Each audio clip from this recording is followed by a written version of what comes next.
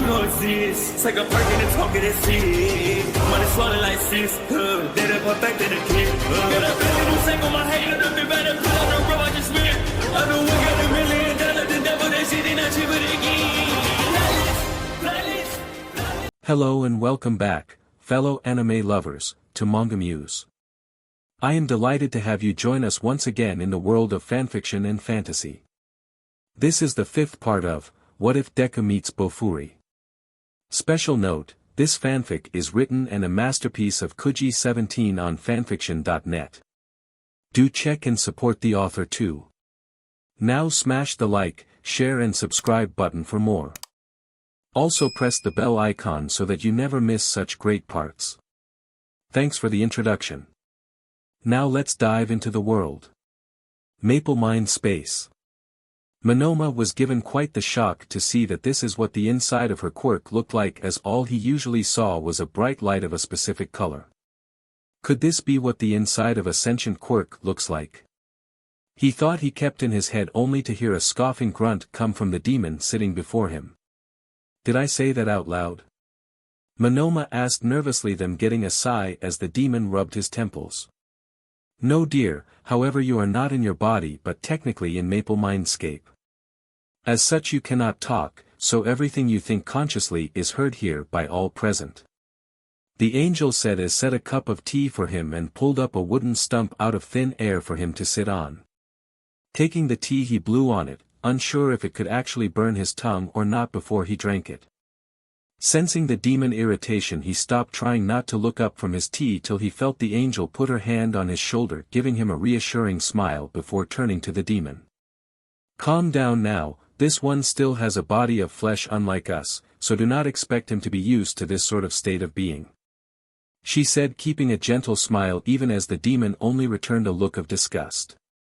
He was the one that trespassed into here, so why should I have to behave differently for his sake? The demon asked her, locking eyes for a moment. Monoma was unsure if he was gonna die here or not, so he tried his best to not make any noise and avoid getting any attention. Luckily for him, the demon, after locking eyes with the angel for a few seconds, relented and shook his head in exasperation. Fine, so let's get to the point. He said, turning to Monoma before the ladybug landed beside him on his shoulder. Giving him a nuzzle to his cheek, he was able to momentarily relax before the demon continued. We are all creeped out with how much you are staring at Maple as we share her body with her and feel you are staring at us too. I get it that you are not staring at her but your sister clinging to her constantly, so it feels like you're staring at us as well, you know. The demon said, making Monoma panic for a moment before the angel and ladybug calmed him down.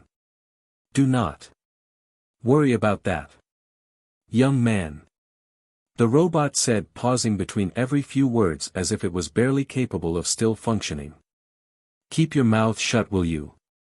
Until she gets access to your power and your seat fully materializes at this table, you do not get a voice around here.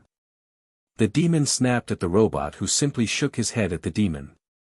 I still think that is unfair, however she is relying on your power to survive, so I cannot argue with that logic either. The angel spoke up, replying to them, trying to defend the robot who nodded at her.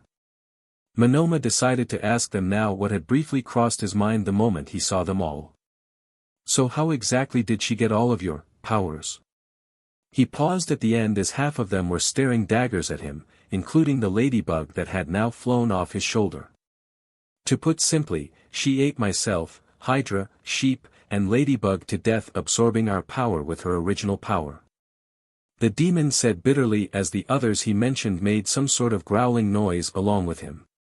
Oh, calm down now, you, Hydra, and Ladybug tried to kill her, with you also trying to eat her demon. Though I can hardly blame Sheep for being upset, as it did not try to attack her at all even before getting paralyzed. Such a thing as a stronger predator eating a weaker creature is simply the laws of nature though, so please try to calm yourself. The angel said, waving her finger at the first three while giving a pitying look towards the sheep. Then what about the others? Monoma asked why they were not listed with the other that got eaten. Though the idea she ate someone with a demon like Quirk to death along with these other obviously intelligent quirked animals. Especially what she said about the sheep being paralyzed and eaten alive gave him disturbing mental imagery that he would definitely ask the principal about after. I had given her some of my power before I fell into madness. Luckily she defeated me before others could get hurt. The robot said, remembering his in-game fight with Maple. This made Monoma question if he was a machine someone managed to build with a quirk, or if they were once a human with a technology quirk that made them part machine. Due to my old age I had challenged many to battle to determine if they were worthy of inheriting my legacy. However, she was the only one able to slay me, so I trusted her with my power and duties, though I doubt she can still remember those. Anyway, afterwards I shared with her some of my sake before I finally sent her off. But imagine my surprise when I woke up here. The Oni said, laughing his butt off as though him dying was not a big deal. From what Monoma could tell, it seems that at one point Maple was able to think more clearly before what sounds like serious mental damage ruining her mind. As for me, she assisted me in saving a young girl who was in trouble, and as a result I gave her a fraction of my power before my should ascended to the heavens. The angel said, as though it was nothing.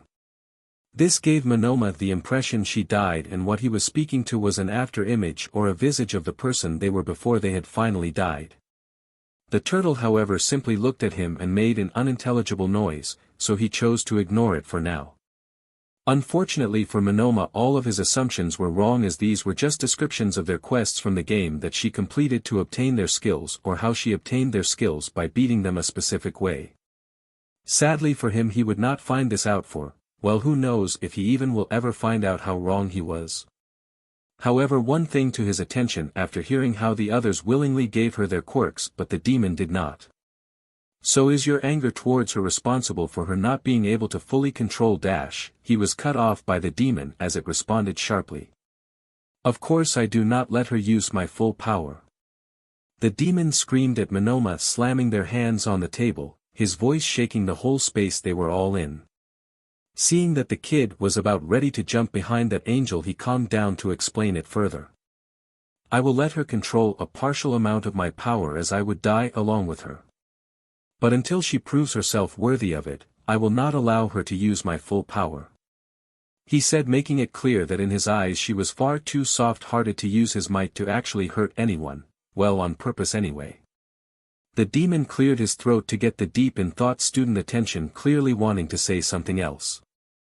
Also, he just wanted them to stop, as he could hear all of his thoughts right now and was almost tempted to actually get up off his butt to walk over and slap the kid upside his head.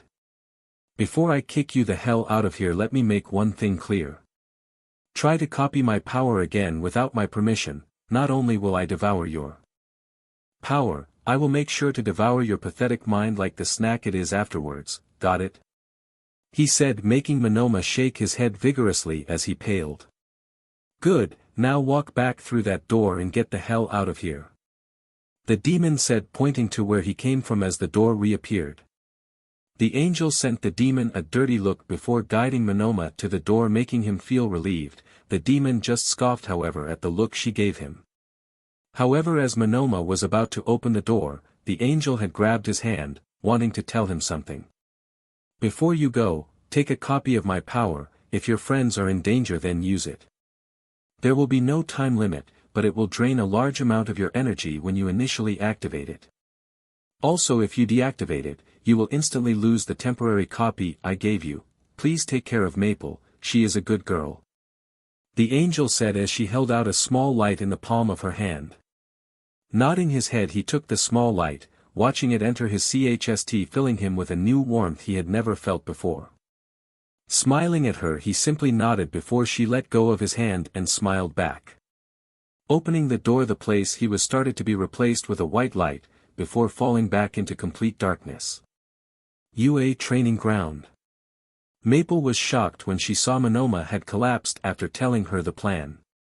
What do I do? She exclaimed as she was trying to figure out what to do with the unconscious Monoma she had on her. Seeing a small pile of random things, she got a brilliant idea to help keep them from attacking him instead of her. So she quickly got to work. With the door getting banged on, she took him up one floor to set him up. Back in the monitoring room. Everyone struggled to keep a straight face as they watched Maple come up with her plan on how to assist her unconscious teammate. With a strained smile as they tried to resist not saying anything impolite, eventually one of them broke. Any idiot who falls for that deserves to be punished by Aizawa-sensei personally for getting tricked by it. Jiro said in such a dead-sounding voice that everyone could not help but agree. Mro. Kat Himiko said as she looked up at the screen before swiping her palm over her nose, letting out a little sneeze. Momo, Mina, Achiko, Reina, and Mirko all responded with petting her, wishing they had taken a video. Later Mirko would remember that the room had high-definition security cameras and would ask Nizu for a copy of that moment to share with both the girls as well as faculty members. Much to Himiko's embarrassment about it, fortunately for her though, Aizawa considered it too sacred to sully it as blackmail material by threatening to post it on the internet. Back to the test. Kirishima and Shuji had busted down the front door. Seeing how it was on the inside, they were at a loss for words. Granted, it was obviously big on the outside, but they were not expecting a literal ballroom. Kirishima hoped Samantha-sensei wouldn't mind if he broke the chandelier by dropping it on Maple at some point. After all, it was sadly for the only way he could see the two of them pinning down Maple. Fortunately for them, Monoma may have the ability to copy almost any quirk, he was still physically weaker than the two of them. Though this did not trigger Cementos, it did however send a shiver down the spine of Power Loader, who would have to set up a new one after. This however ended up costing the support course teacher back at the lab, as a robot baby thought to warm him up with fire breath to his butt without warning. Back to the two boys however, they checked the huge dance room that they did not know was called a ballroom till they asked Momo earlier. Not seeing the bomb anywhere, they made their way up the left side staircase, making sure to crouch as they walked to avoid being seen before they spot the other team. Near the top, Kirishima, who was in front, spotted Monoma sitting on a chair.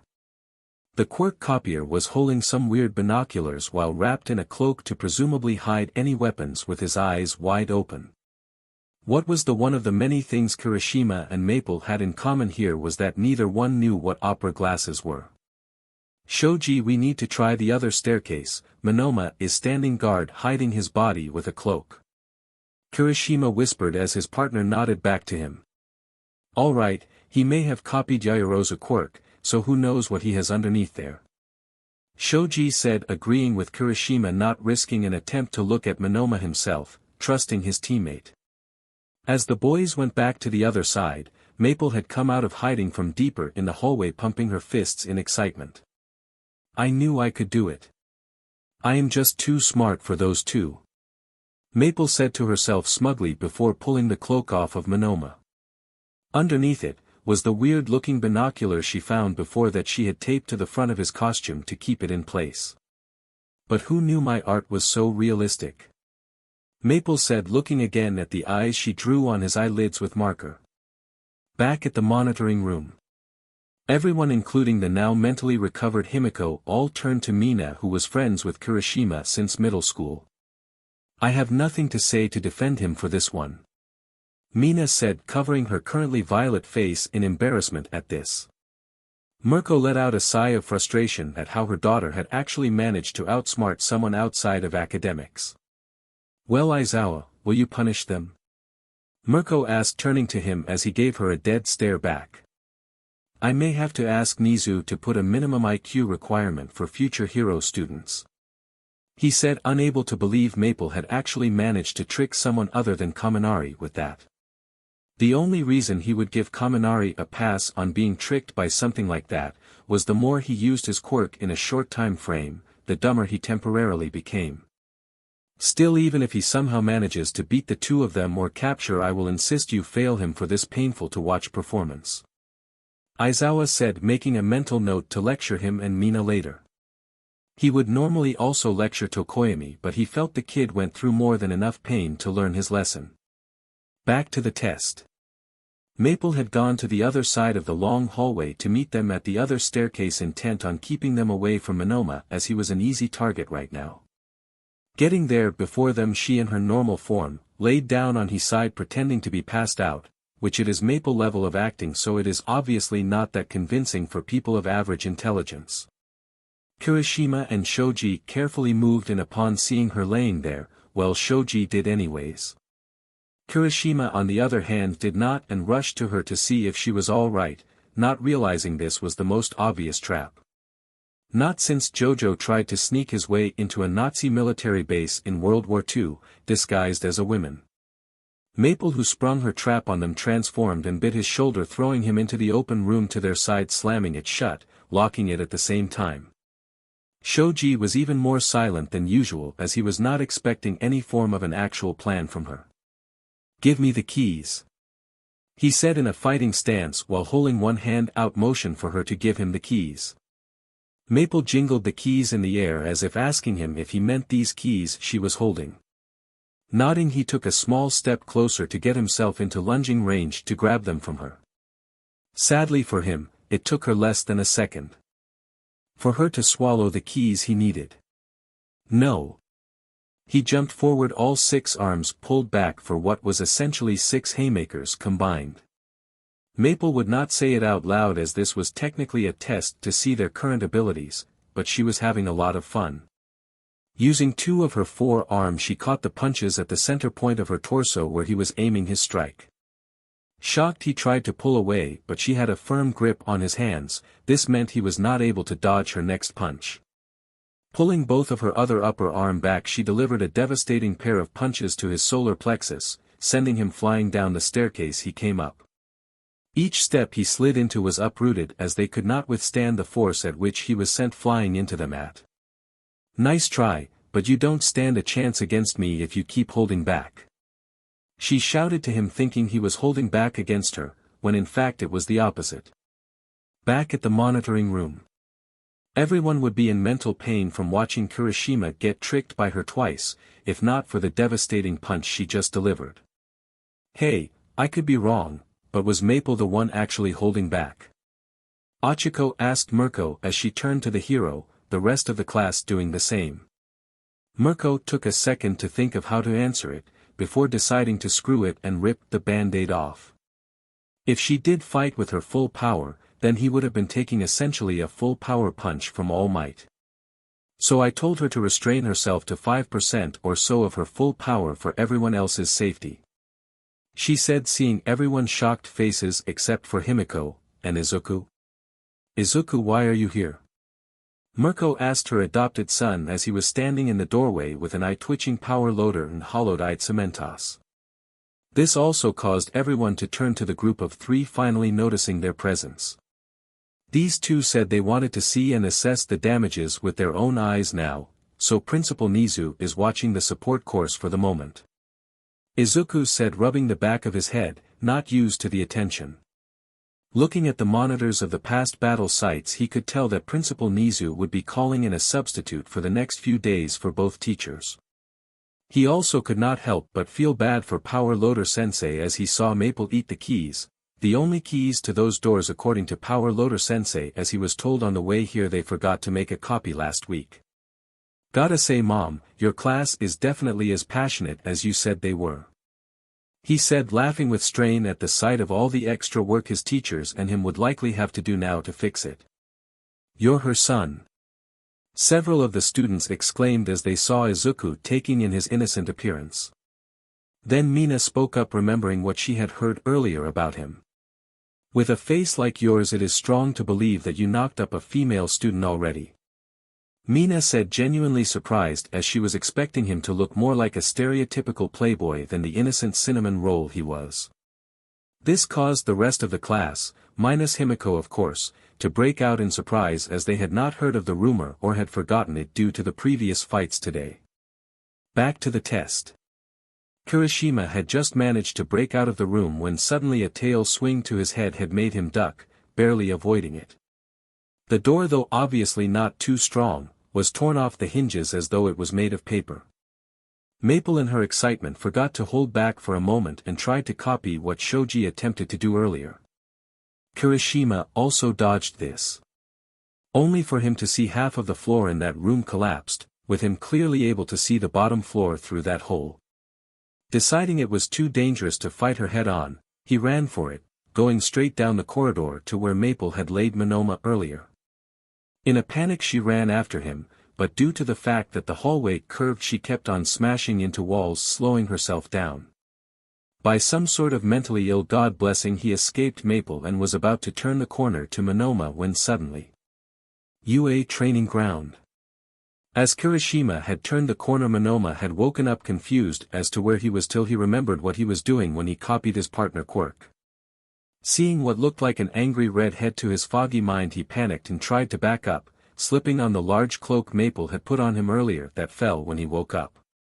When Kirishima tripped and fell on him, Monoma quickly copied his quirk and tried to push him off as they got tangled up in the large cloak.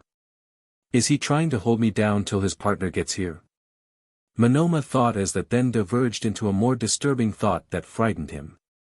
Considering the possibility that the two of them somehow managed to match Maple's strength together, he decided that he needed to hurry and get him off. Kirishima at the time, despite Monoma's confusion, was not showing an angry look, but rather he was showing a scared look as he was running from Maple. Not expecting Monoma to try to hold him to the ground and tie him up using his cloak from earlier, Kirishima naturally panicked as his opponent did. However, him trying to escape only caused them to become more entangled with each other. It was during this he realized something. Did he confirm Maple taking out Shuji? Kirishima thought in a panic as tried even harder to get away before Maple had arrived to back him up. Maple, for her part, like all the others watching in the monitoring room, was questioning what she was seeing before her. I didn't know Monoma liked to wrestle. Maple thought, not realizing this was completely off the mark.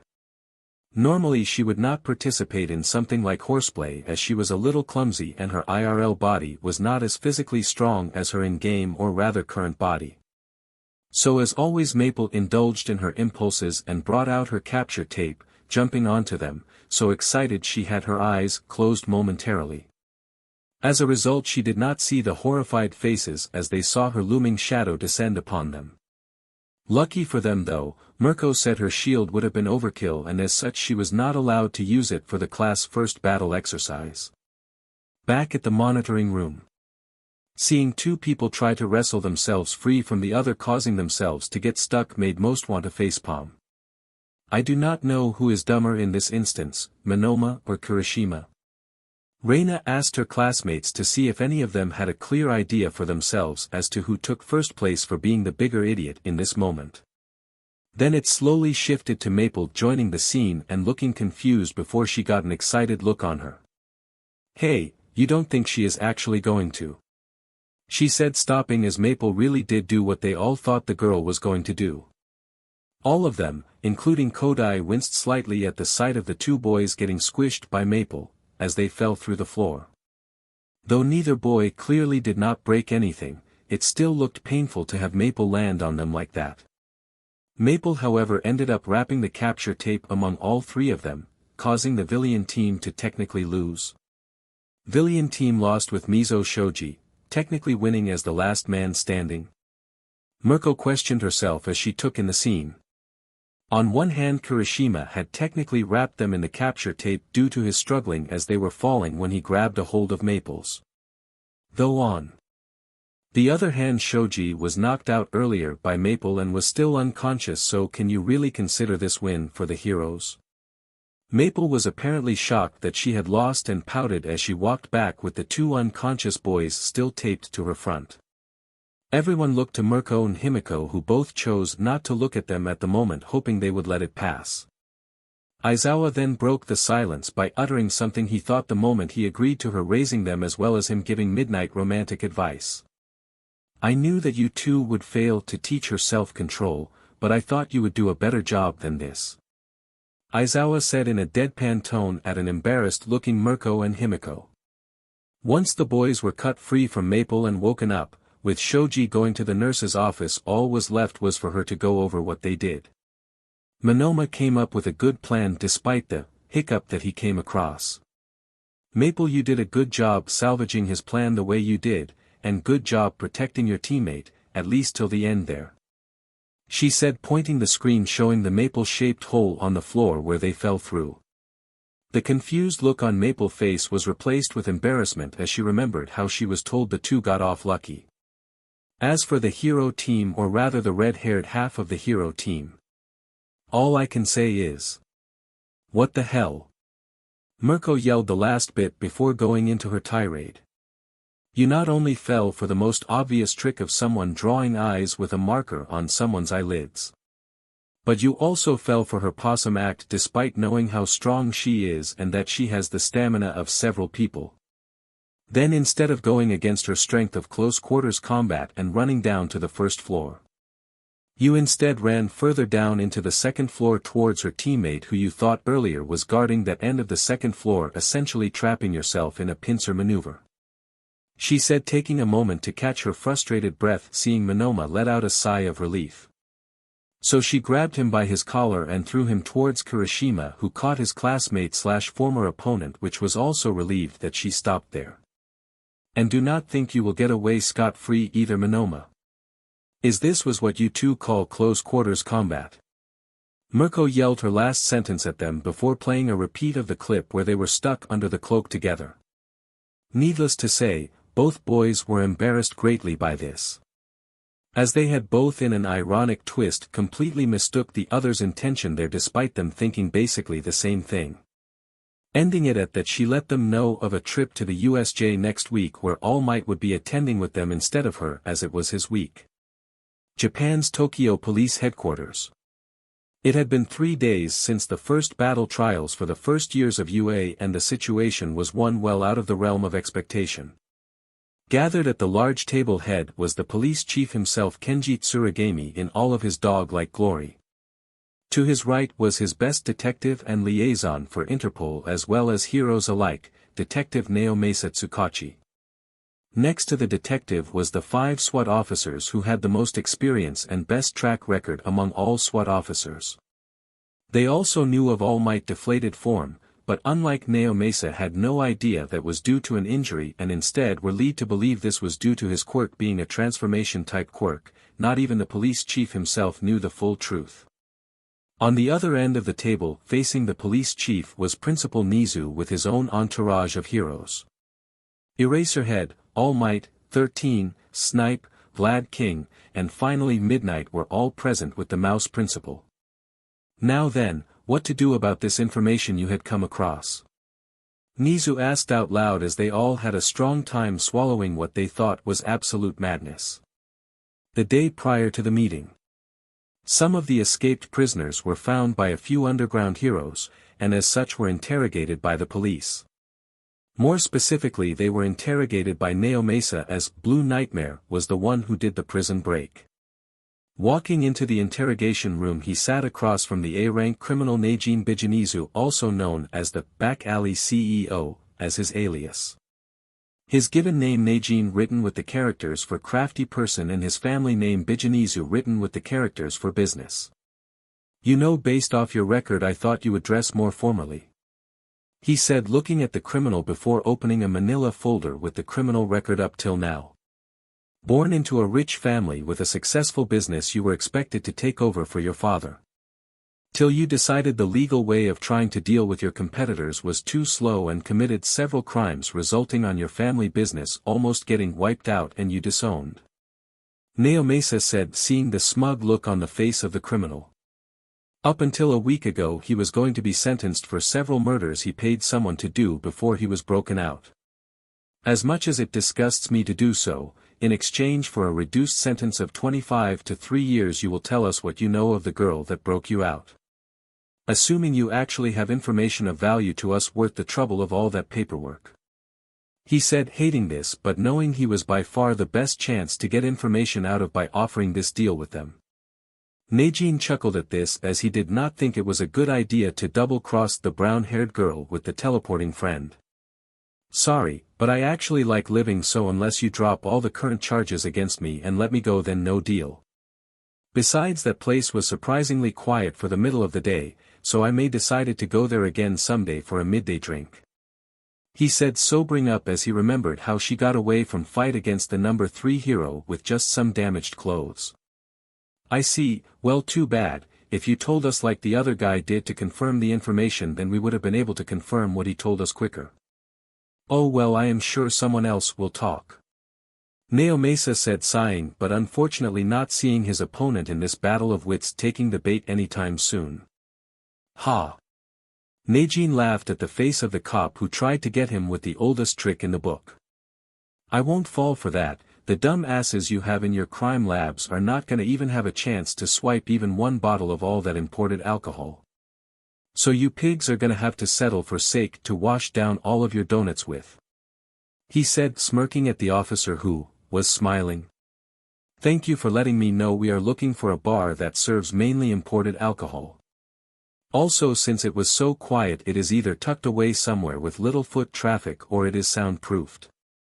Naomasa told the man, seeing him go white as a sheet. If such a bar did exist in the busier parts of town, then they definitely would know of a bar big enough to fit nearly 100 people. Neijin, realizing he just up, tried to get up and reach out to the detective as they were leaving, only for the cuffs to stop him. Wait, I will talk, but they will kill me anywhere other than Tartarus. He said, realizing 3 years there was now his only chance at safety. After being told by the detective to spill his guts, he told them everything he saw before they all walked out. Fortunately for him, they agreed Tartarus would be the only safe prison for him till they got arrested, so he was sent there for the time being. Back to the meeting. Looking at each other, Eraserhead was the first to speak up, saying something that shocked them all, albeit only a little. This was him after all. I say we walk into their trap, he said, expecting the shocked looks of everyone else around them. Clearly another criminal group had sunk their claws into her already, so we need to uproot them now while we still can. Eraserhead said, creating very little room for them to argue. All for one lair. The quirk boogeyman would normally be upset at someone seemingly to be double-crossing him by sabotaging his plan. However, this was not a normal situation, as Sally had, rather than double-crossing him by leaking information on purpose by getting the criminals captured, had instead expanded upon the previous plan his successor came up with, though it did come at the caveat of possibly sparing All Might's life for the time being. As much as it made his successor complain at first, since it did not matter to his grand plan if All Might lived a little longer, he agreed to her revision of the attack on UA.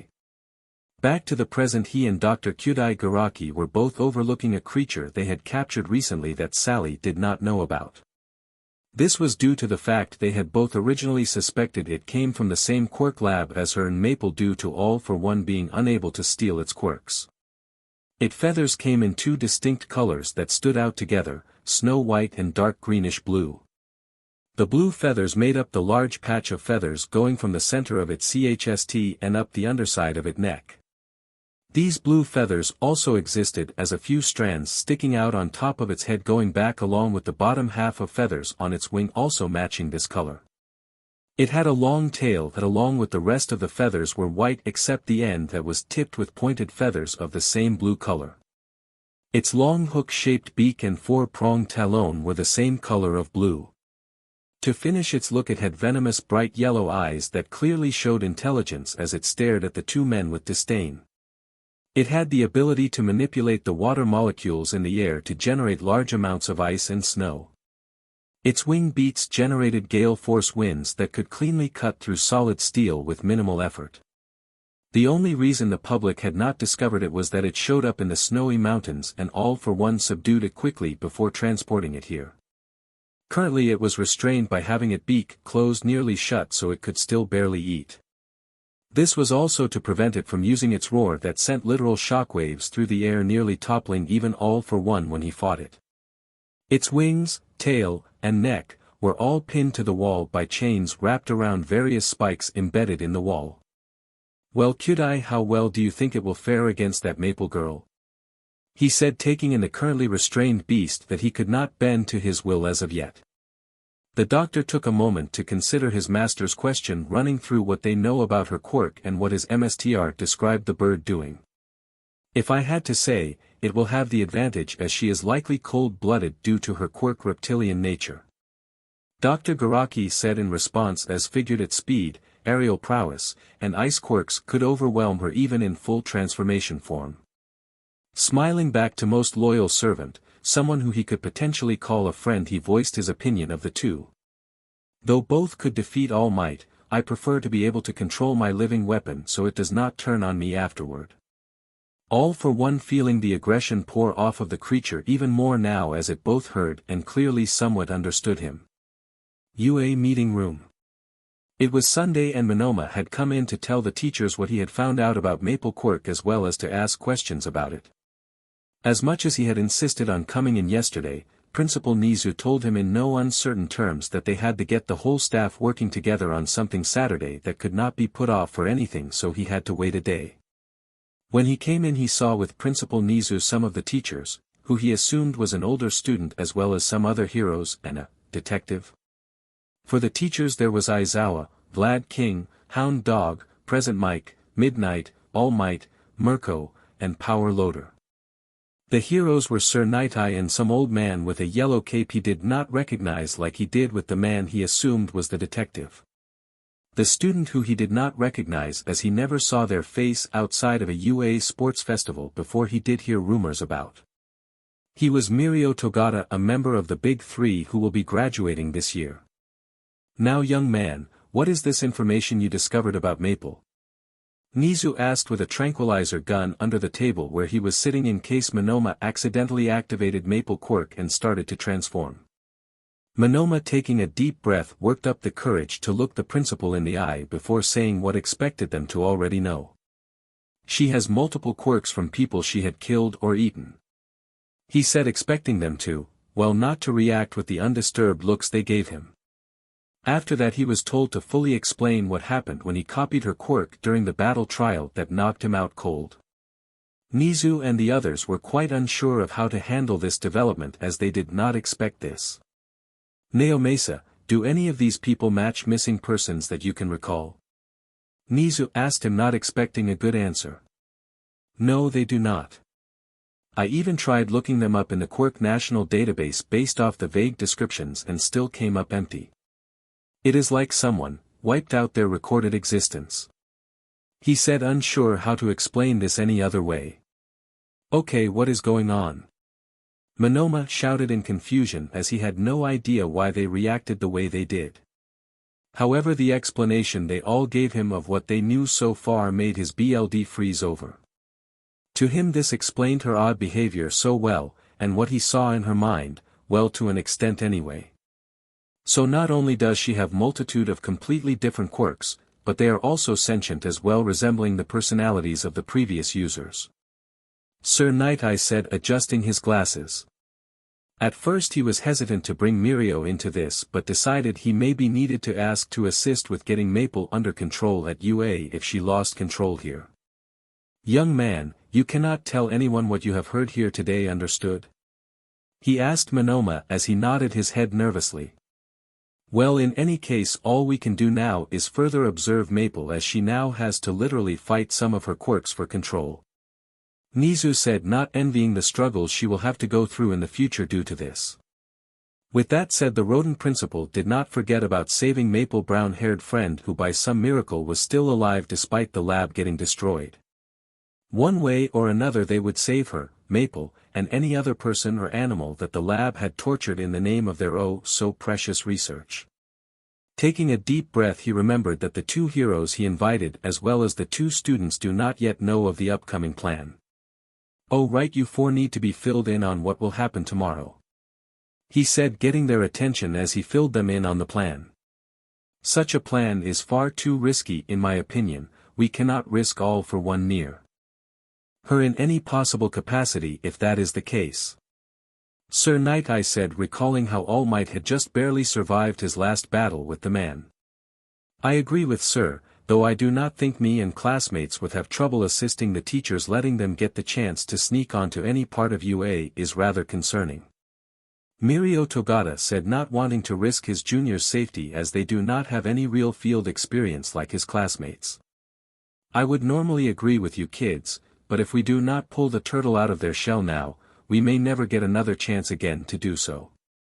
Gran Torino said with a dissatisfied huff of letting themselves possibly walk into all for one trap like this.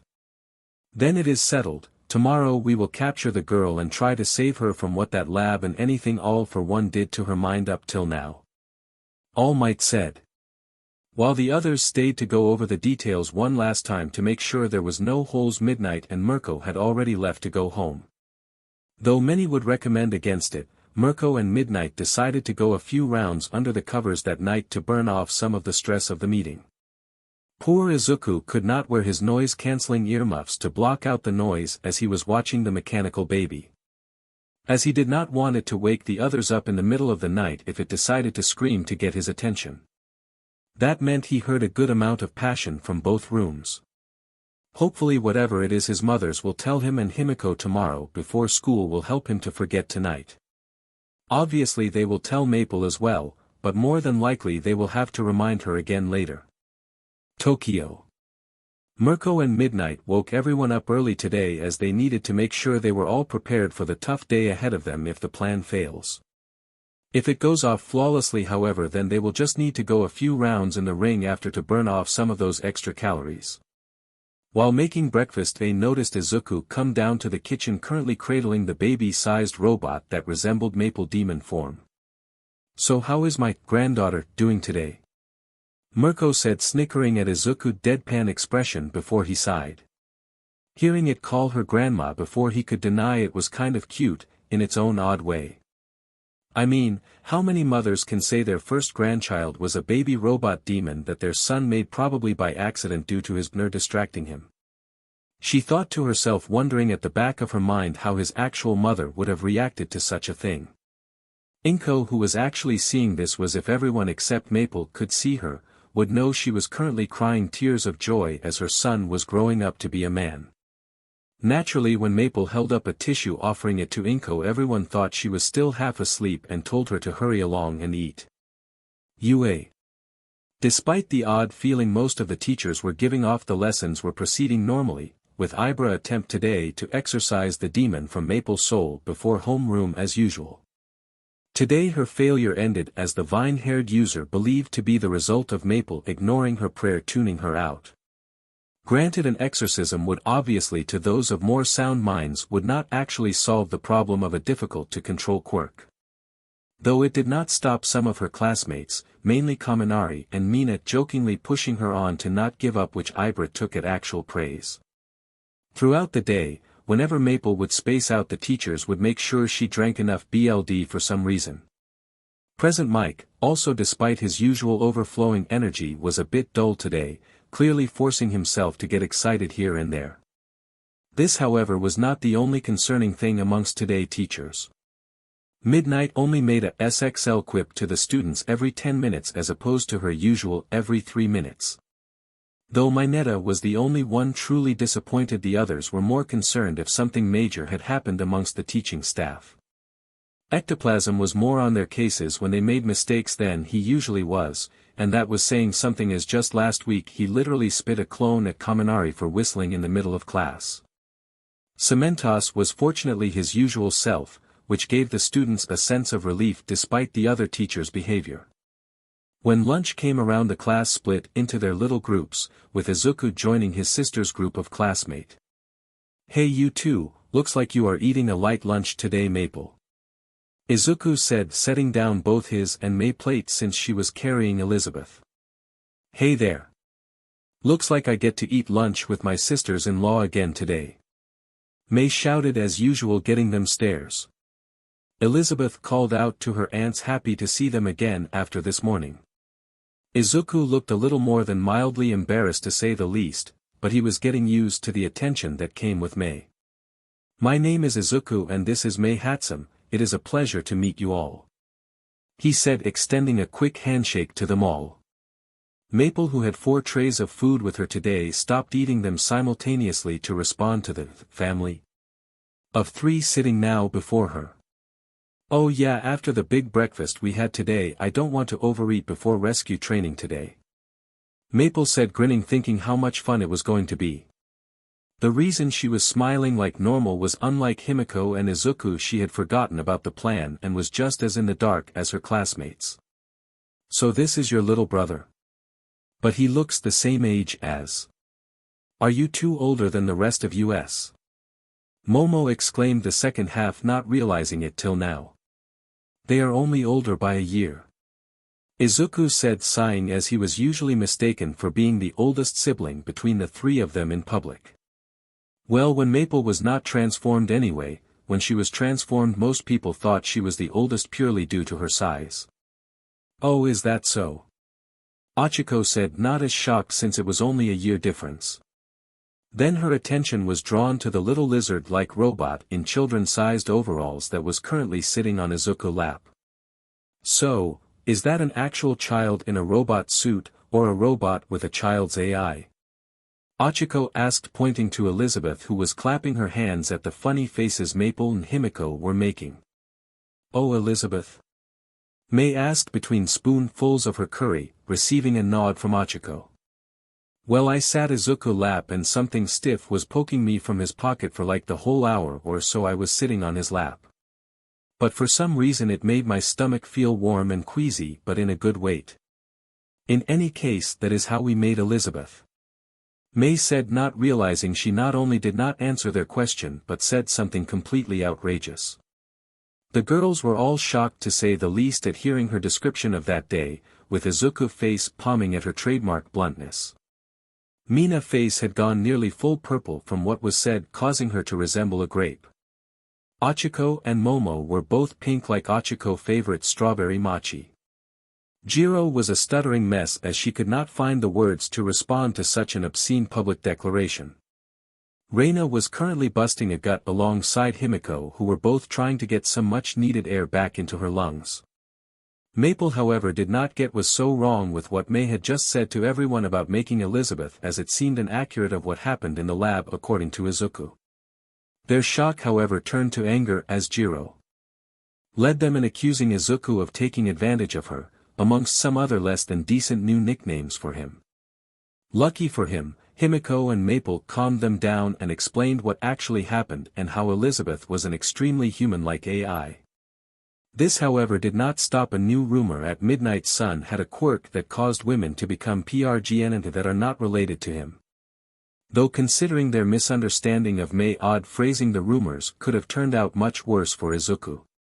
During the space between the remainder of lunch and them getting changed into their hero costumes, they explained certain things to the pink-haired inventor. Things that her mother should have explained to her before now, but they were more than happy to do it for the pink-haired inventor, who they found slightly funny as they could have sworn she had steam coming out of her ears as she went red in the face. UA/USJ. As everyone got on the bus, All Might, conveniently, came to the front of the school, so when the bus pulled out he called out to them to let him on.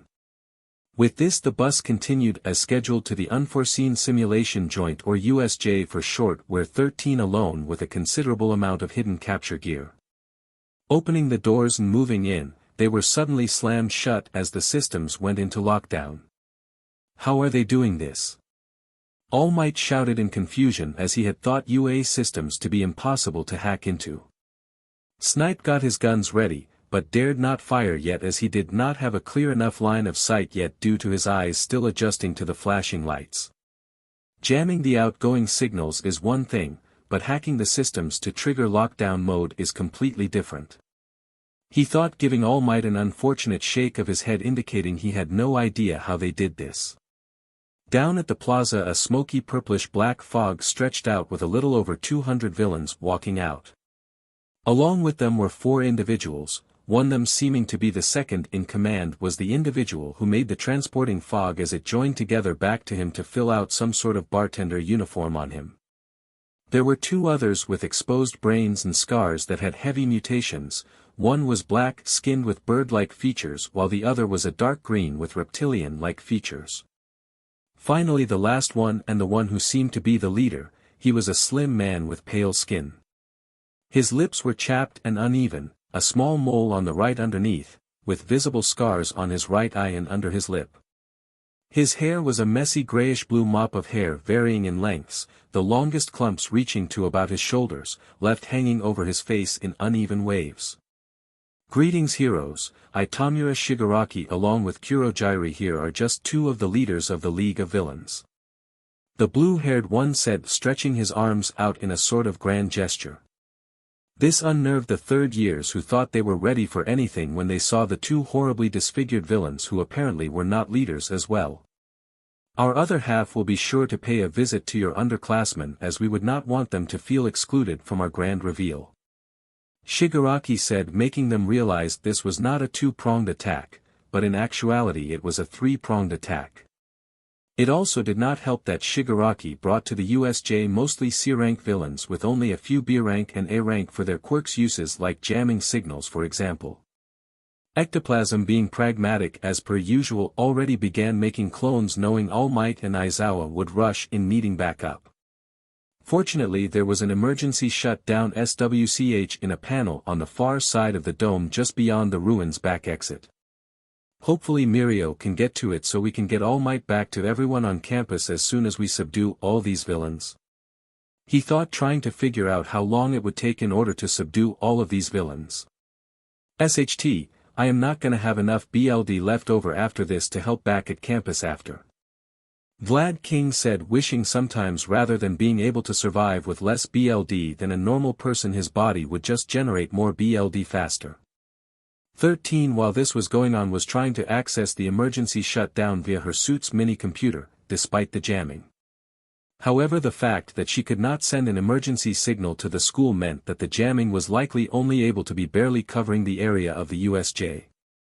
Since her suit had a normally low range but made up for it in being strong enough to get past most signal jammers, meaning this one was quite powerful and almost guaranteed to be quirk-based.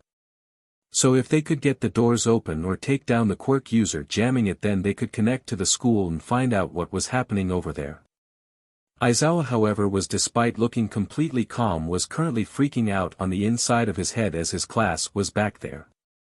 Then, after realizing Maple was still at campus as well, he did a mental checklist of who was still at UA. He came to a startling conclusion. That if she went out of control due to the attack, then no one left at UA could stop her. Is that their real plan with this attack? He asked himself as he considered the fact that them discovering their plan drew away their best fighters along with him. That was when the realization hit him that they were being played with like some sort of puppet since the beginning. All Might!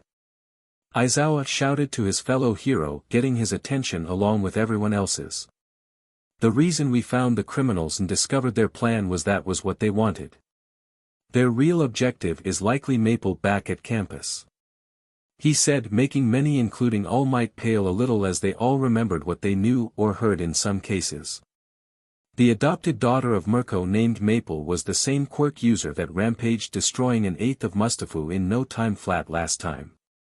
Without All Might or Eraserhead there to stop her, who knows how much damage she could cause this time if she loses control. Which, losing control of one's quirk, they knew was likely to happen with first years, especially if said first year was suddenly confronted by a real-life villian attack like this one. Shigaraki, hearing this, chuckled before breaking into a maniacal laughter, causing some of the third year's spine to freeze despite their past experiences with villains. Looks like you're smarter for an NPC than we first thought. Maybe me and Sally should start referring to you as a player? No matter, she has been looking forward to her reunion with her hungry friend. He said, grinning under his hand mask. This turned out to be a mistake for two reasons on his part in this scenario where he had already said enough. The first was as follows: this had ended up pointing to a female partner named Sally that was leading the assault on the campus. For his second mistake, this indicated by his tone when speaking of her that she was important to him and therefore possible leverage if captured. For All Might, Vlad King, Lemillion, and Eraserhead, this made them realize that the girl he was referring to was likely the girl the police referred to as Blue Nightmare with multiple quirks. At this, a thought crossed all four of their minds in this one instance, as the news had sunk in for them. Looks like a large villian organization did get to her before we could capture her. They thought to themselves, regretting this was gonna be how they would end up capturing her. The other teachers, however, were unaware of the significance and were thinking his partner was one of the scientists that was running that quirk lab Maple was found in. As a result, they were unaware of how much worse the situation actual was, not realizing that Maple might end up refusing to attack her friend. UA. Nizu, seeing how the signal to the USJ got jammed, He was appeased to see how well the plan was going so far. Granted, to make sure the third years were okay, he had to send All Might, Snipe, Ectoplasm, Vlad King, and Eraserhead, much to his displeasure of not being able to oversee his class at this time, which left their defenses rather thinned out. Thankfully they had Sir Night-Eye with his 2 sidekicks and Gran Torino here today as some extra backup just in case of additional forces sent to attack UA directly. Sending a message to Neo Mesa to raid the bar, he took in the appealing view of the entirety of UA campus stretched out before him from his office window.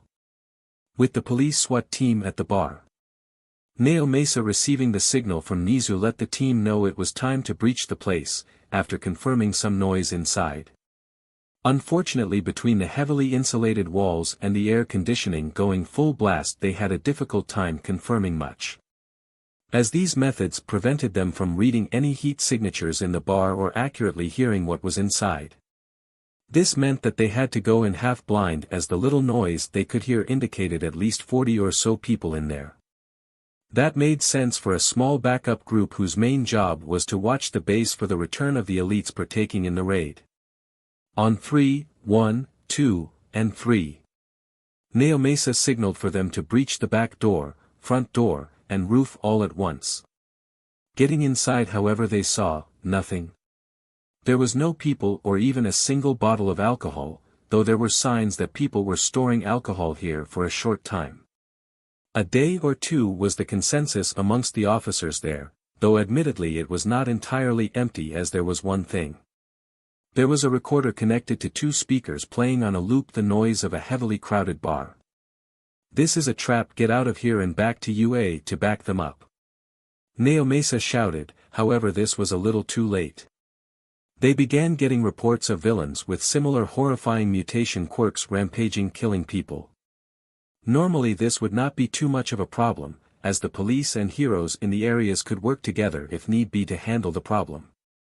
Unfortunately, due to the suddenness of the plan, and not wanting to make any suspicious moves to the enemy, they had shuffled all of the officers' shifts in this half of Mustafu around to put together the extra manpower they needed to do this operation.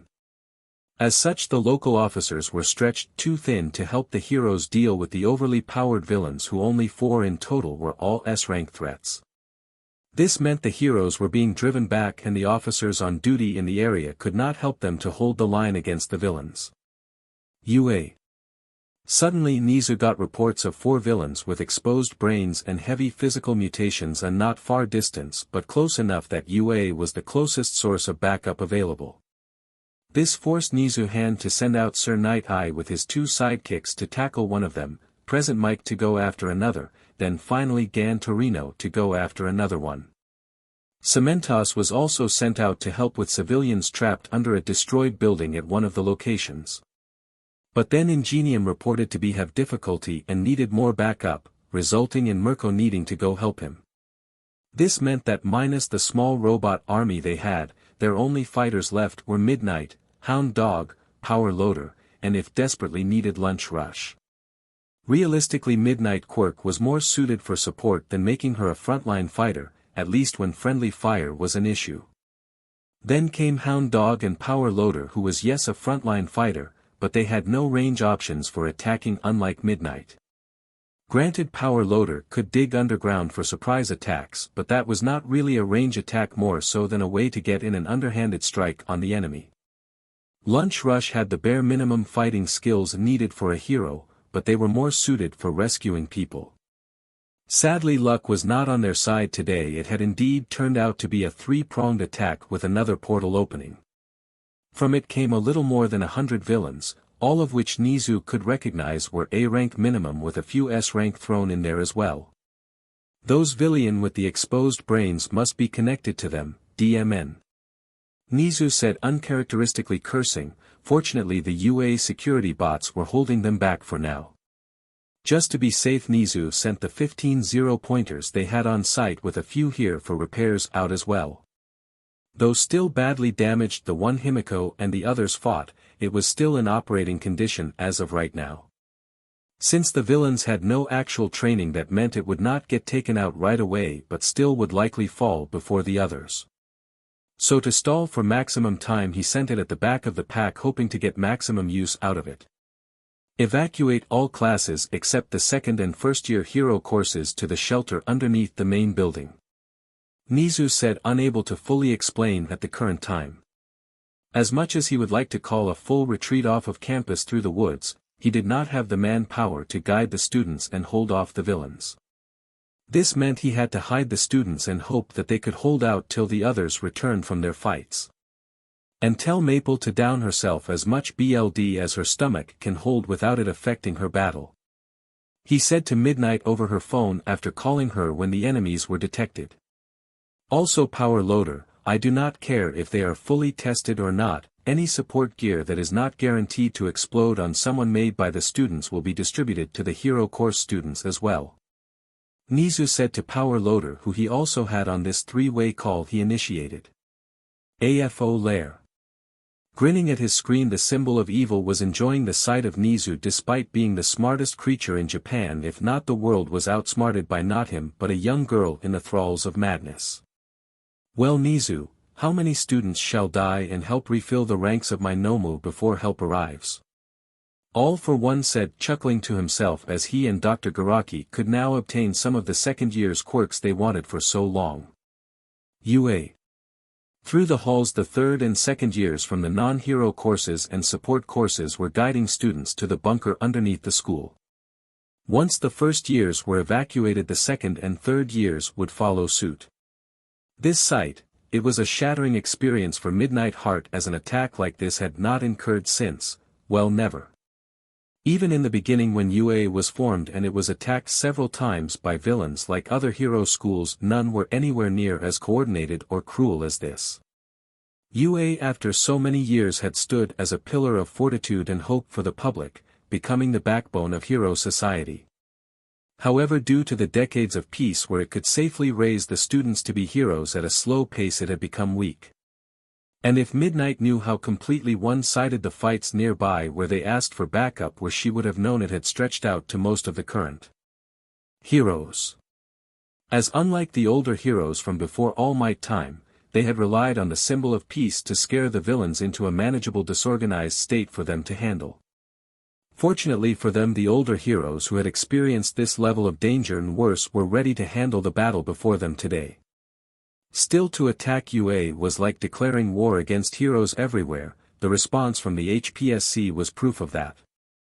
As soon as Nizu contacted them, they said they would try to send backup as soon as possible.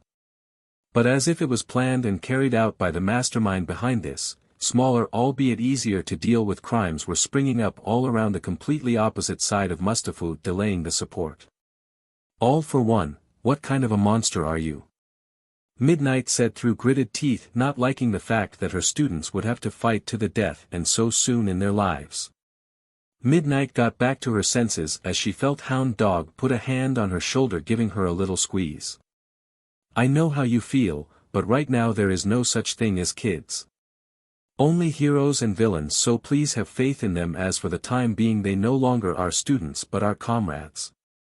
Hound Dog said, seeing her loosen up a little, seeming to calm down at his words. He did not like it either, treating the students as soldiers, but they had no choice as their backs were pushed against the wall. Now come on, this may very well be the last time we get to speak with our students. He said, getting a nod from her despite the grim truth he spoke that none wanted to hear but he knew needed to be acknowledged before they started. Standing before the students from both the hero and support course were Nizu, Midnight, Hound Dog, Power Loader, and Lunch Rush. Looking over the faces of the students, Nizu took a deep breath before beginning his speech. I know none of you expected to fight villains so soon and in such great numbers. In fact, I will be frank. They are all A rank minimum with a few S rank villains thrown into the mix as well. He said, seeing them all reel back as such numbers for such dangerous criminals were never heard of before. I understand why some would like to run, but if we try to evacuate the students, the teleporting quirk user who brought them here would just send them after us.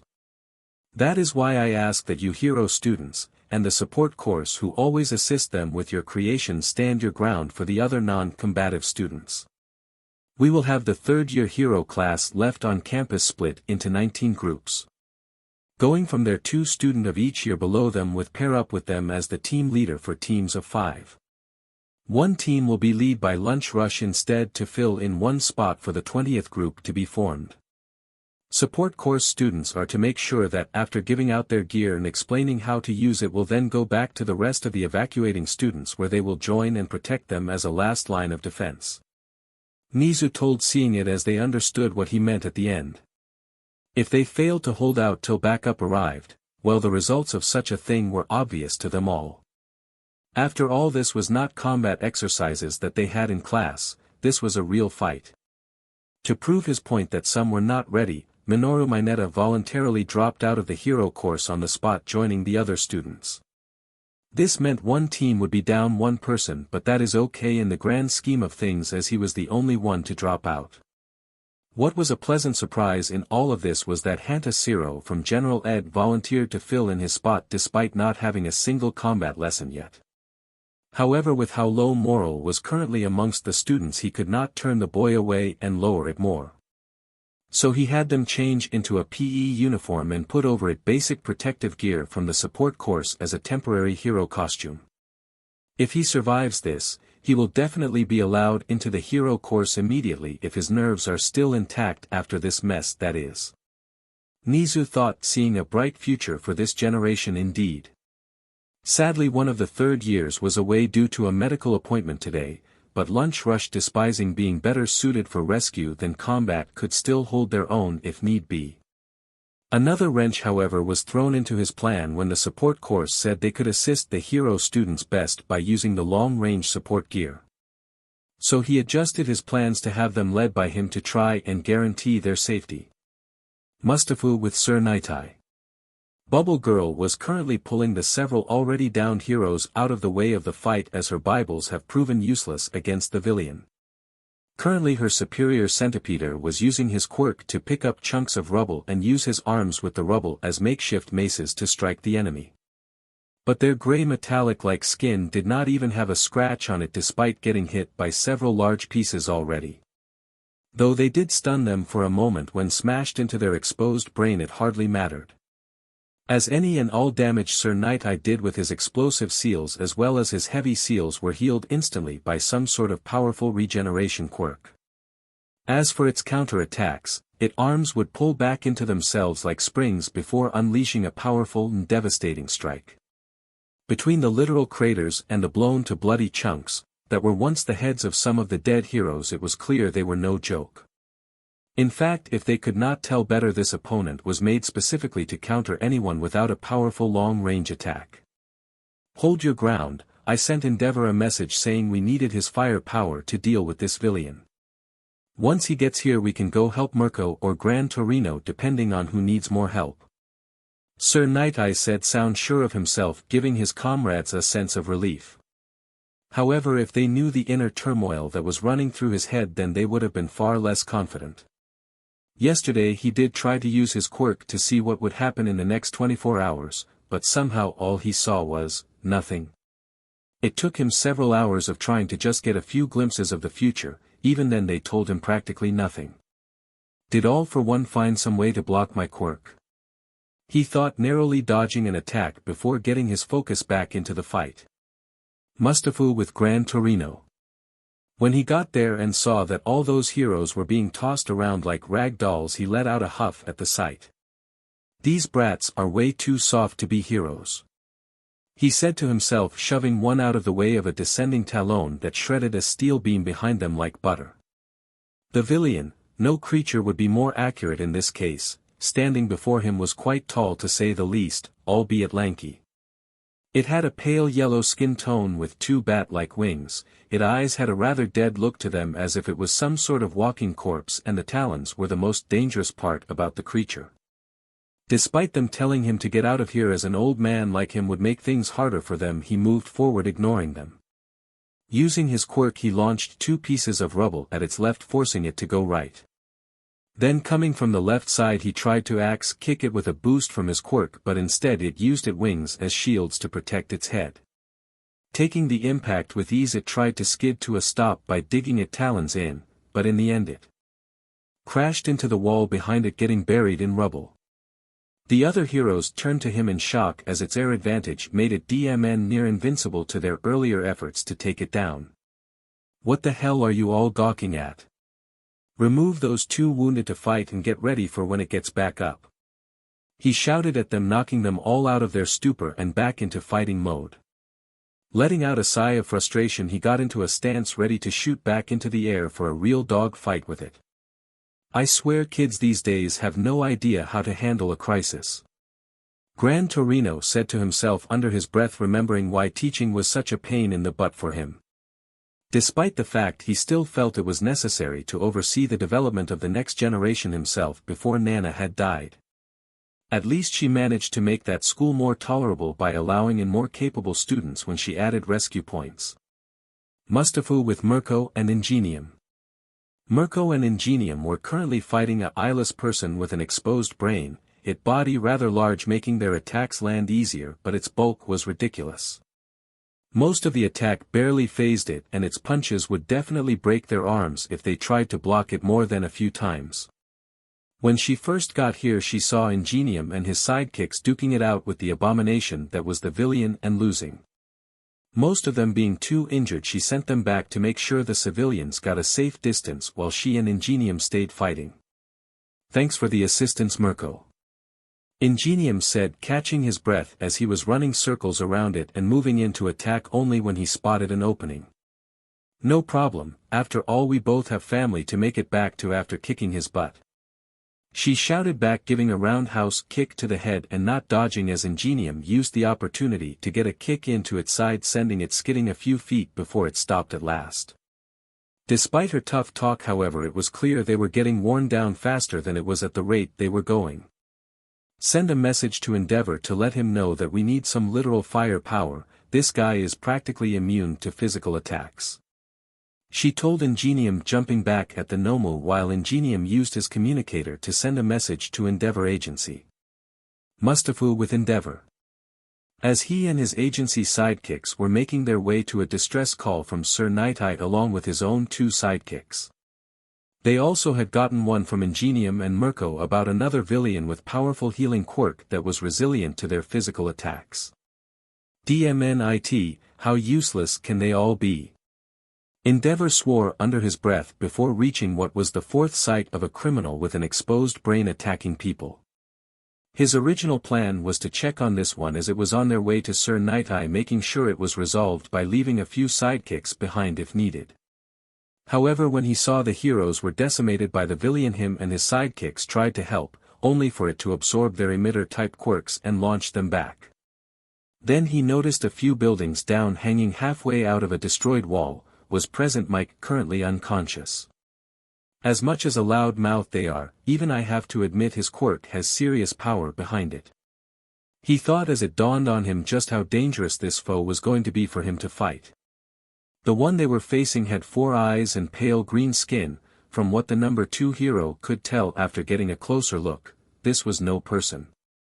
I do not know what kind of science experiment that is, but only use physical attacks. He said, lobbing fire attacks near it to distract it while the 3 with physical quirks moves in. This hypothesis was born from both his own attack being deflected and how present Mike was seemingly crushed one-sidedly by this thing. Unfortunately, the heroes sent to use physical attacks were easily repelled as the creature suddenly grew in muscle mass and its tongue turned into a web, catching them before it sent them flying with a devastating punch. So that thing can reflect long-range quirks and stop physical attacks as well. Endeavor exclaimed in genuine shock for a moment as he now understood why all these heroes who bases are here got wiped out even with the assistance of present Mike. USJ. Currently All Might was having a strong time with the Villian named Nomu and what the symbol of peace assumed was his brother based of their shared mutation of the exposed brain. The black-skinned one with a bird's beak was going toe-to-toe with him with a considerable amount of strength himself. Then there was the brother who looked nearly identical except he had green skin, and had no bird beak. Every time someone tried to help him, they would just simply grow tentacles from all over different parts of his body to block it or then strike back immediately. Fortunately, despite most of the third years getting separated by the portal Villian, the teachers still remained. So Ectoplasm sent out his clones to all the different zones to locate and retrieve the wayward students. Snipe and Nijire Hado were using long-range attacks to try and get openings for him, though currently failing. They were keeping the other Nomu, who All Might currently thought was the brother, from joining the fight completely. So at the very least they were easing his burden a little. Vlad King and Eraserhead were thinning out the villains in the plaza for him so he could focus on the one opponent. Despite their large numbers and a few having somewhat decent coordination, they were being taken down at a steady rate. Just a little more Nizu and I will come to help. Stay strong for the students. All Might thought as he began noticing his punches in some spots having more of an impact on the villian than they did earlier. Shigaraki, watching this, was not impressed, as most of the villains he gathered here were far inferior to what he gave Sally for the main focus of the attack. This will make a great update announcement for all the players logged into this boring as hell hero game so far. Wouldn't you agree, Kurojiri? Tamura said to his misty butler, making him roll his eyes in exasperation. Not that his young MSTR could tell. Indeed, I doubt they were prepared for an attack of this magnitude. Kurojiri said, seeing past the video game analogy they had just heard. In all fairness, whether most of their fodder get captured or not was irrelevant to them, as most of them cared only for the one-time job where they got paid. Though there was a promising few members he was told to teleport to safety if he could, but these third years were being more trouble than they were worth.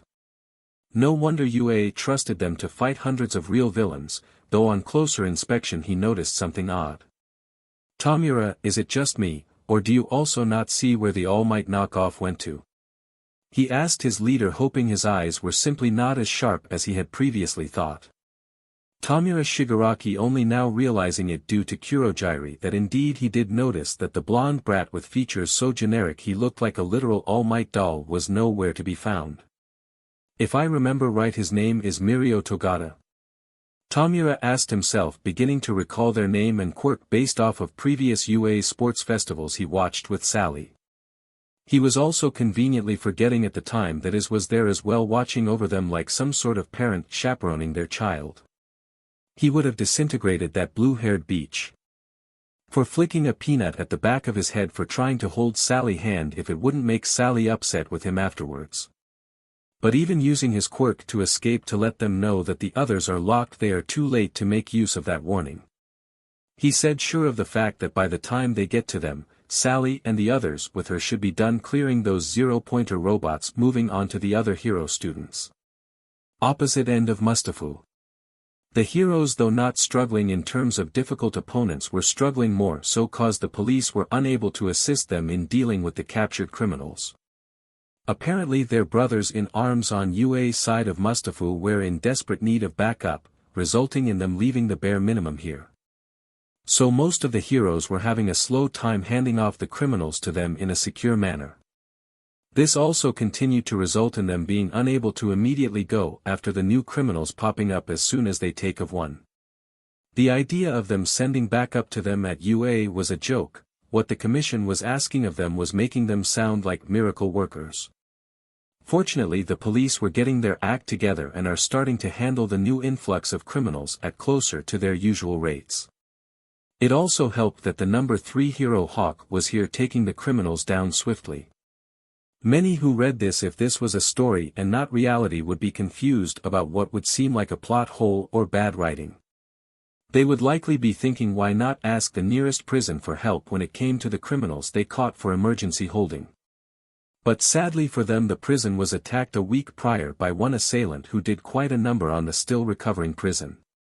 The heroes who knew about this were wondering if the person who came up with the plan to attack that prison was also the one responsible for this mess. However, they would not be getting answers anytime soon, as they first had to deal with the problem in front of them. Hawk, for his part, could do nothing but grind his teeth at this sight that made him feel useless as a hero. That man really is deserving of the title Demon Lord if he can cause this kind of damage with such apparent ease. Hawk said to himself in a near whisper while flying, meaning no one but him and the HPSC president on the other end of the communication line could hear. Keep calm and help subdue the outbreak here as quickly as possible. The president of the HPSC told him, getting him back into focus. HPSC Headquarters. The president of the HPSC was the only one left to oversee the communication with Hawk in the field, as the others were scrambling to attend to other duties. Going radio silent on her end for a moment after getting his head back in check, she had let out a long sigh. Dear God, not only did the BSTRD weaken the nearest prison, but now we have suddenly lost all communication with them, again. She said to herself, thinking back to around a week ago when it got assaulted. Even if it was still recovering, with the other prisons taking in the escaped convicts temporarily and even some of the prisoners that remained, it should have been recovered enough to help them with this new overflow of villains. However, for some reason it was cut off again, but rather than being jammed, they simply could not get anyone to respond at the moment to them. As a result, the other two closer prisons had to assist in holding the large amount of criminals and sending vehicles to pick them up. That being said, the other two prisons were a good 3 hours away from the city, so she was doubtful they would come in time to help with the current problem. I should have taken Nizu's warnings seriously when he said that prison break was the first sign of war. Should I have done so, would we be more prepared for this moment? They asked themselves as they had recalled the call with Nizu after the prison break where he said those prisoners would be used as soldiers by whoever broke them out for a possible upcoming attack. It looks like he was defiantly right, as he said some were among the crowd in front of the school, but suspected most were at the USJ with the third years he apparently sent there as a trap. She swore to herself that if they got out of this mess alive, she would track down All for One and use that Maple Girl as a weapon to destroy him. Even if she had to rip her from the hands of those fools who refused to realize how to best use someone as powerful as her. If the child refuses to cooperate with them to destroy All for One, well, the scientist they hired before managed to figure it out. Surely by researching Maple, the new scientist they gather could catch up to the original research. Albeit with the details of these multi-quirked heroes' origins wiped from history for the general public's sake. AFO Lair. Mentally linked to a Nomu who he created to wield his sensory quirks so that he could still see what was happening easier than if he used the quirks himself. Albeit with a 2 to 3 second delay, but he highly doubted that would prove a problem today. You heroes are so predictable, it makes me almost laugh at the absurdity of it all. He said, be reminded by the heroes now why the vigilantes that stick to the shadows like him are the more bothersome enemy. The plan was working greater than he had initially expected. By doing just a little bit of research he was able to determine some very useful things. First off was that in most cases heroes with a certain type of quirk favored those kinds of quirks when hiring sidekicks. As a result, there was basically small patches of territory between the hero agencies where they were heavy in emitter, transformation, and even mutant quirks as quickest ideals made them undesirable to work with by most heroes focused on popularity. That was further broken down by specific types of quirks like long-range attacking quirks or quirks more suited for close-quarters combat. In fact, most of the so-called close-quarter combat specialists were so reliant on their quirks that other than the older generation, most of the new generation had practically zero martial arts skills in comparison to the old heroes whose bodies could not keep up with them like they used to but had the skills needed.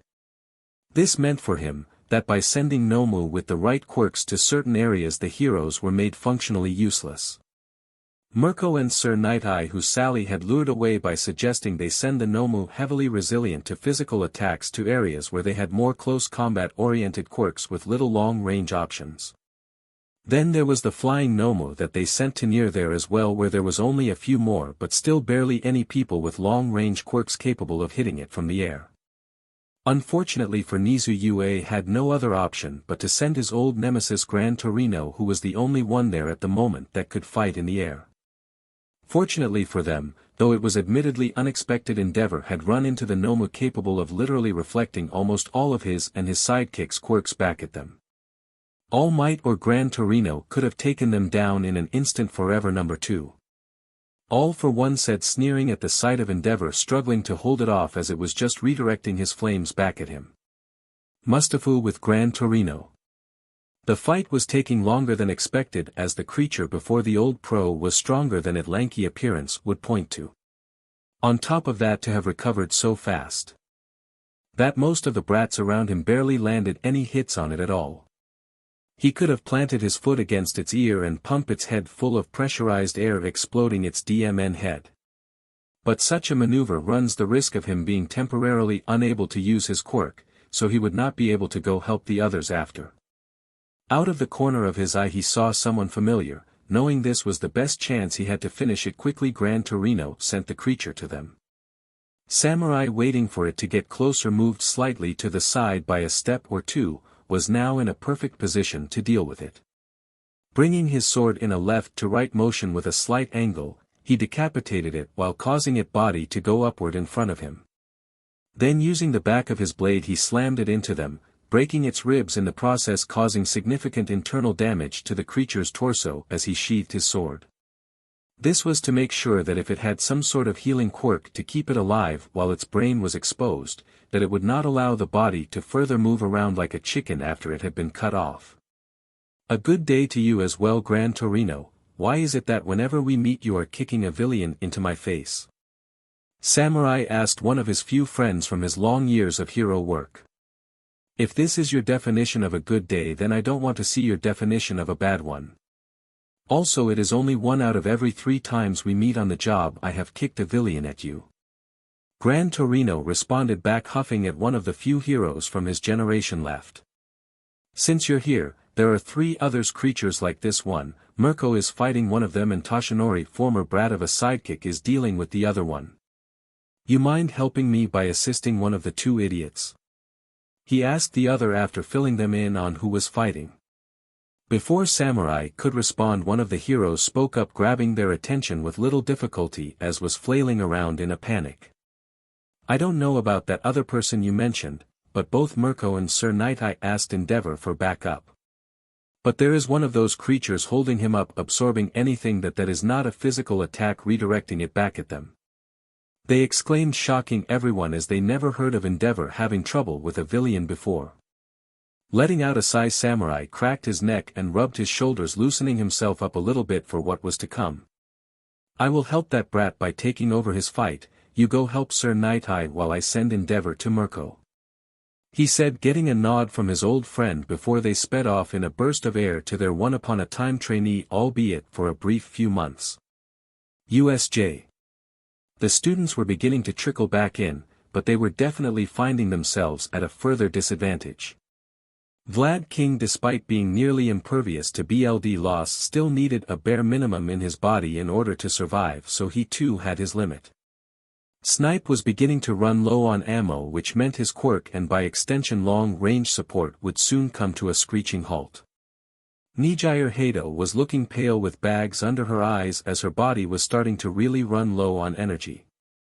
Aizawa, though not limited like the others, his eyes were beginning to get worn out by his constant quirk use, giving him less and less time to fight a quirk-disabled opponent like he is used to. All Might himself was not doing much better, as this opponent was taking up his stamina faster than he had been used to in years, not since. All for one. We will not let you win, villains. He shouted, punching with even greater speed than he was before, intent on delivering the final blow. But then suddenly a tentacle broke through the tired defense and struck his old injury, not enough to open it up completely, but enough to make it start to bleed. Though this only brought his momentum to a stop for less than half a second, this was not an acceptable thing for him, especially with this particular opponent. Proven right almost immediately, he was pushed back a bit as the creature regained its footing, creating the stalemate again that they started with. Mustafa Ua villain sighed. Sally saw Bakugou topple the final 0-pointer with great joy, as beyond it she saw the fools lined up like they were doing something brave. How stupid to give up the advantage of numbers by holding back most of the students, she said, laughing with a lot of the others joining her in it. Bakugou was one of the few there who kept his mouth shut, sending a seething glare to the overgrown blonde cat that the Bunny Beach adopted. As well as the wear of a wife of the Bunny Beach, but his main target was not there. Unfortunate, but she should be back soon to see him blasting her family to the hospital emergency room. They didn't even try to make use of the fact they knew the inside of the school better than us. Those DMN extras are looking down on us, he said, grinding his teeth, popping off small explosions in frustration as this reminded him of how Deku always looked down on him. This naturally got a few more of them angry at the thought these brats were underestimating them already. In reality though, Nizu just wanted to keep the villains outside of the school for as long as possible to keep the students in the bunker from being discovered. Well then can I say we show them how wrong they are to do so. Don't you agree? Sally said, turning her head to the side slightly to give Bakugou a sideways smile. Seeing his eye twitch at the nickname she gave him made her chuckle before giving her shoulders a quick stretch. Alright everyone, you know what to do, make a bigger group to deal with the teachers while everyone else should be fine in groups of 2 against 5 with your level differences. She told them as they rushed forward to begin the fighting. I see the were, the dog person, the chef, but not the mouse. I wonder what the principal is doing. Sally thought to herself, not saying it out loud to the others. Hound dog, much to the surprise of the criminals, thinking he had gone soft since stepping back from almost all hero work to be a guidance counselor, was as strong as ever. Easily throwing off all 6 people when they surrounded him and tried to hold him down using their bodies, the hero moved forward. Despite his feral appearance and tendency to growl or bark a lot when angry or frustrated, he was actually mild-mannered most of the time. So whenever students saw him get angry or frustrated to the points he barks or growls, which was quite rare, they would always be freaked out by it. The villains this time were just as surprised to see that the man known as the softest teacher at UA could go wild like this. Though his quirk was a simple mutation type, the natural ability to easily develop his muscles it gave him made him quite strong, despite him doing basic workouts to keep in shape, as he once said in an interview of the school staff. So seeing him send people flying with punches left and right was a striking sight. Midnight did not make it any easier on them, as she used her WHP to catch punches from behind him that he could not block or dodge. It also did not help much that she easily knew how to dislocate their shoulders with one good tug of her WHP. Her sleeping gas made it strong for them to go near her, and she just had to have a group of students on either side of her protecting her from the long-range attacks. The criminals who thought this was going to be easy were surprised to see everyone wearing some, or wielding some kind of support gear. As a result, the students who they thought 2 people would be enough to take out groups of 5 were barely able to match them. This caused them to go from 2 people to 4 just to push them back. This was succeeding briefly before attacks rained down on them from above. Leading the support course students, Nizu was with them on the 2nd floor hallway overlooking the entrance. With tables and chairs set up as makeshift barricades, they fired long-range weapons from above, ducking behind their barricade whenever a shot was returned by a long-range quirk. Sally, now seeing why the principal was not here leading them instead of the 3 remaining teachers, made sense now to her. Can't really trust those not used to combat to join in without your supervision, huh? Sally said, shrugging at the development that had occurred now. Some of the villains, getting annoyed at their leader not saying to do about it, were about to demand she let one of them take over when she continued to speak suddenly. Go up there and blow them to all hell, cat. After that come back down and deal with the were. I will deal with Ice Boy over there, she said, getting a feral grin from Bakugou, who was waiting this whole time to be allowed to enter the fight. Launching himself up into the air, he then sent a widespread explosion at the barricade after nimbly flying through the air, dodging all the attacks. Letting out a big explosion behind him, he kicked his way through the now weakened barricade. Having chains thrown around his waist and legs, it was clear these extras were trying to restrain him. Nice try, I guess I can use you all as an extra warm-up before going after that. He stopped suddenly as he saw him. He saw, God damn Deku. He screamed, letting out a huge explosion in frustration, seeing the nerd was indeed here like the information they got said. The result of the explosion was nearly the whole floor being wiped out by him as he turned to Deku, trying to wake up some pink-haired girl with dreadlocks. Die! Bakugou shouted, letting out an explosion directed right at him, but was cancelled out by a sonic boom coming from a robot lizard. Whatever the hell it was, Sally called out to him to come down already and deal with his other target if they are done shooting at them from above now. Letting out a tisk, he jumped down from the window, grinning as he was about to really enjoy himself. Just you wait, Deku, I am gonna show you what happens when you try to do something you don't have the strength to do. He said to himself underneath his breath, though it was not like anyone there could really hear him right now. UA Hero sighed. The pairs that the first-year classes were separated into were hopefully ideal enough to handle this mess before them today. These were just some of the chosen pairs of students. First was Reina Lopez and Shurhai Kurwaro, who along with two others with stealth quirks from the second year's class were led by a third year who was also more suited for stealth missions. This group acted as a sort of recon group for the whole battlefield, gathering information from the ground and letting everyone know. For air recon there were a second year with a flying quirk with their classmate who had an intelligence giving a head count and a brief but informative quirk overview of their opponent's capabilities.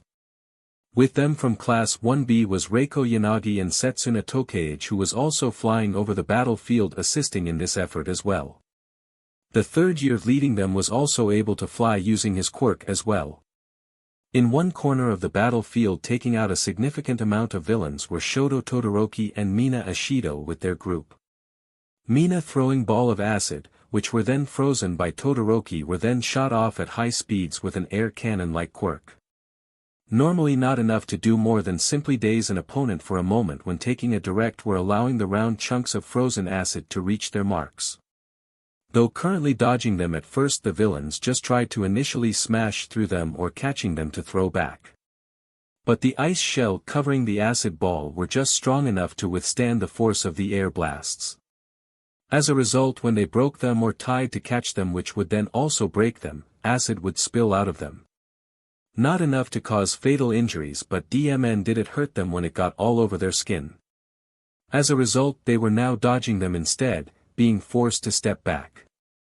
This plan was the result of the two who quirks could not help with the plan but were ready to fight anyone who got past the frozen acid. "This is going well, isn't it, to do?" she said to Todoroki, glad to be working with him again like during the race. "To do?" he asked her, confused. "Yeah, to do. Since you don't like being called by your family name, I thought turning it into a nickname would make you happier." Mina said, happy to see the corners of his mouth rise ever so slightly in response to her explanation. "I do prefer it, thank you, Mina," Todoroki said back to her, not used to referring to people by their first names. The goal of the plan was to circle around the villains, blocking off escape as well as access further into the campus by freezing the ground while herding them to the center. Nizu had security robots on the other side of the battlefield doing a similar thing, after all the rest of the students are counting on them. However, this plan was suddenly stopped by long-range blasts of fire, water, wind, and lightning coming from a villian with an exposed brain. A blue blur coming after the attacks leaped over the ice rampart Todoroki made to block the attacks. It was only now did they notice the attacks from the support course students had halted. As such, there was no one to take out the brown-haired girl dressed in blue who leaped over the ice rampart, landing soundlessly as though it was the easiest thing in the world to do. "Apologies, but you are taking out too many of my party members too quickly. So I am afraid you NPCs will have to die now," she said, sounding like some sort of maniac. "Oceanic," she called out, trapping the two second years and third year who stepped forward to fight her in place of the first year underclassmen. Unable to move out of the way, she used super speed to move right behind them. It took a moment, but her slashes finally had a physical effect, creating small geysers of BLD from two of their necks where their heads used to be after they fell off. The third sprayed BLD forward in front of him as she slit his throat. What happened, for those who could not see, she cut right through two of their necks after unsheathing her left side knife with her left hand and her right side knife with her right hand. With the tips of the knives now pointing at the third person, she ran them across the front of their throat, slitting it. Keep in mind, all of this had occurred in the blink of an eye for the two 1A students who still had no idea what she did. "Get behind me!" Todoroki shouted, pulling Mina behind him, creating an ice dome around them. Unfortunately, the Nomu finally broke through the ice rampart and tore through the hastily made ice dome in seconds. Sally did not get a deep cut, however, as he covered both his and Mina's shoulders in ice, weakening the blow. However, it was still enough to knock them out as the force from Sally's attack slammed them into the ground, knocking them out. Oh well, so long as you are out of my way, now where is my maple around here? Sally said to herself. Not realizing they were still conscious to hear that before passing out. Spotting Maple across the way from her fighting in her untransformed form using a gun firing small electrocuting bullets, Sally trotted over with a happy skip and a hum. The reason Maple was not transformed right now was due to the fact that her armor had a limit to how much heat it could retain. Therefore a time limit, so she could not stay continuously transformed, so she was only planning on using it after she exhausted her ammunition assisting her teammates. Fortunately for Sally, while it was unfortunate for Maple teammates the second years and team leader third year had already been taken down. This was due to the fact that they insisted her and Momo stay on the back line supporting them while their upperclassmen protect their juniors. So when the support course stopped being able to assist them with attacks from above, and due to all of them except Maple stopping a moment in shock at the explosion that took out said support students. The villains capitalized on it, rushing the second and third years. Sadly, due to Maple not being able to hit much exposed skin with her teammates being in her line of fire, she could barely take any shots. It also did not help that due to the few shots she could take here and there, any hit spots were covered by clothes, so the shocks only stunned them for a second or two before they could move again. At least now she was able to get direct shots on their necks, knocking the four out consecutively one by one. Catching their breaths while checking to make sure the older students were okay, Maple and Momo took notice of the delightful humming on the middle of this battlefield. For Momo she could not place it, but for Maple it was. There was only one person that came to her mind that hummed in the middle of a battlefield like this. Turning to the noise, she stood in shock as Sally approached her, covered in BLD. And Maple could tell that not a single drop was Sally's own BLD, but the BLD of 5 different people, at least based off of the different smells her nose was registering. The deranged look on her face paired with it made a chill run down her spine, as this was not the calm and cool-looking friend she had grown up with. Momo took notice of Maple's shock as she took in the sights of this BLD-covered and clearly deranged person walking towards them with a smile, waving at them like she spotted them in the hallway at school. "Maple, are you all right?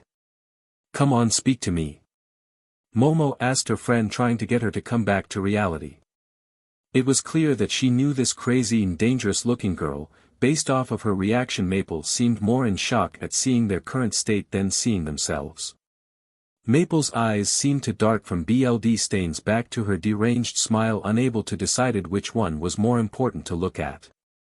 Then the brown-haired girl in the blue clothes spoke to them, talking as though the constant fighting and bloodshed around them was not happening. With a bloody knife held firmly in each hand with what looked like an eyeball stuck to the tip of one of them. "Maple, how are you doing? I came by to get you, bestie, sorry to keep you waiting," they said happily, not seeming to register Maple increasing horror, talking like she was picking her friend up on her way to school. Maple, however, could only get out one response before a knife was sent her way. Sally. Mustafa with Endeavor.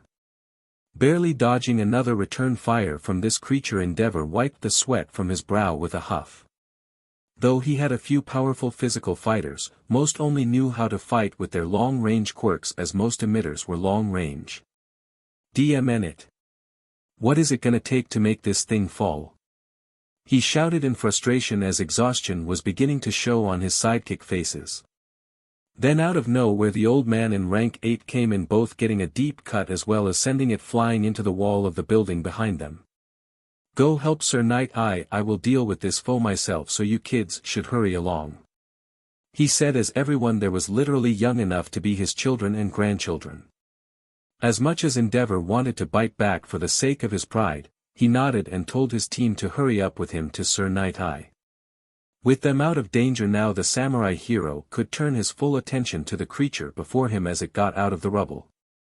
"I am unsure if there is still any humanity left in you, poor fool, but if there is, I apologize for only being able to put an end to your suffering now instead of saving you from this fate in the first place," Samurai said with a slight bow of his head as the creature charged at him.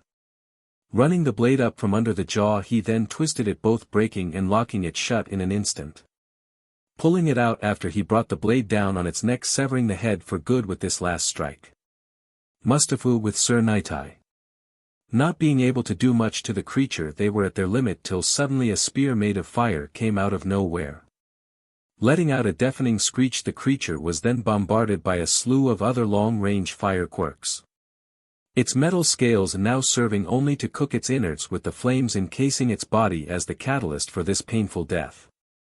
Not enough to finish it, thought it charged again at Sir Nightai and his sidekicks before Bubble Girl hit with a barrage of her bubbles, causing steam blinding it. In order to finish this process, the heroes there that fight physically would then move in to strike it. After a few rotations, they came to a realization that every time Bubble Girl cools it down, the metal scales get weaker and begin cracking. With this strategy in place, they eventually broke through its outer shell and were able to finish it off despite its ability to regenerate the internal damage it was receiving. This struggle, however, left all except a few burnt out, unable to do much else, so the few could move stayed in case the others got attacked before they could recover. Mustafu with Mirko and Ingenium. Back against a literal wall made of concrete, as Mirko had to catch and slow down a flung-aside Ingenium when he failed to dodge an attack in time. Picking themselves up, they braced themselves for another attack to come their way. But to their joint shock, more so Mirko, who recognized them, two little girls, shouted what she assumed was the name of their techniques. Double stamp. The one with black hair and green highlights shouted, smashing her two hammers onto the ground, launching the creature into the air with a shockwave. Aftershock. The one with white and pink highlights shouted as she swung her hammers through the air in the direction towards the villian, creating another shockwave. This time it sent them, rather than vertically, it sent them horizontally through the field of rubble. She recognized them from the video Nizu showed them all. It was the twin girls and the man who was likely pretending to be their older brother. "You're the ones that know what happened to Maple," Mirko muttered without realizing it, causing the twins to go momentarily stiff. "Is Maple okay?" The two little girls responded in unison to her, confirming their suspicions. Sadly, now was not a time for a discussion. Seeming to ignore, she called them out on it. The man said something that she was conflicted about doing. "We can handle this guy, you go save Maple before it is too late," he said to her with a calm expression that she could tell held a layer of worry underneath. On one hand, she would have been more than happy to let someone else deal with the creature while she went to check on her daughter and the other UA students. However, on the other hand, she felt that if she left him out of her sights today, they may not get another chance to question him in great detail ever again, or at least for some time. Mustafa UA. Blocking the knives of one Himiko Toga who ran it past Maple to stab her, Sally raised her own, the force sending the eyeball at the tip flying beside Momo and Maple. Momo, as much as she wanted to scream, held it back as Maple was paler than usual and hyperventilating, requiring her to stay focused as well as calm. "Maple, close your eyes and focus on breathing, only listen to my voice, okay?" Momo said, pulling her friend into a hug, not caring if Maple's face was buried in her bosom while she rubbing her back. With Sally and Himiko, however. "Get out of my way. My friend needs my help." Sally shouted in outrage at the girl who clearly tried to replace her in Maple life while she was gone. "The only thing she needs help for is to get away from you, you maniac." Himiko shouted back, knowing that despite herself being labeled as mentally unstable by the law, she was better in the head than this person, though only by a small margin, all things considered. "Talk about the kettle calling the pot black."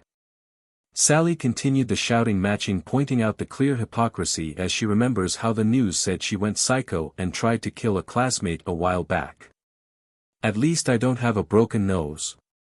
Himiko ended the shouted match with one last comeback before headhunting Sally, breaking her nose as pretty much promised just a moment ago.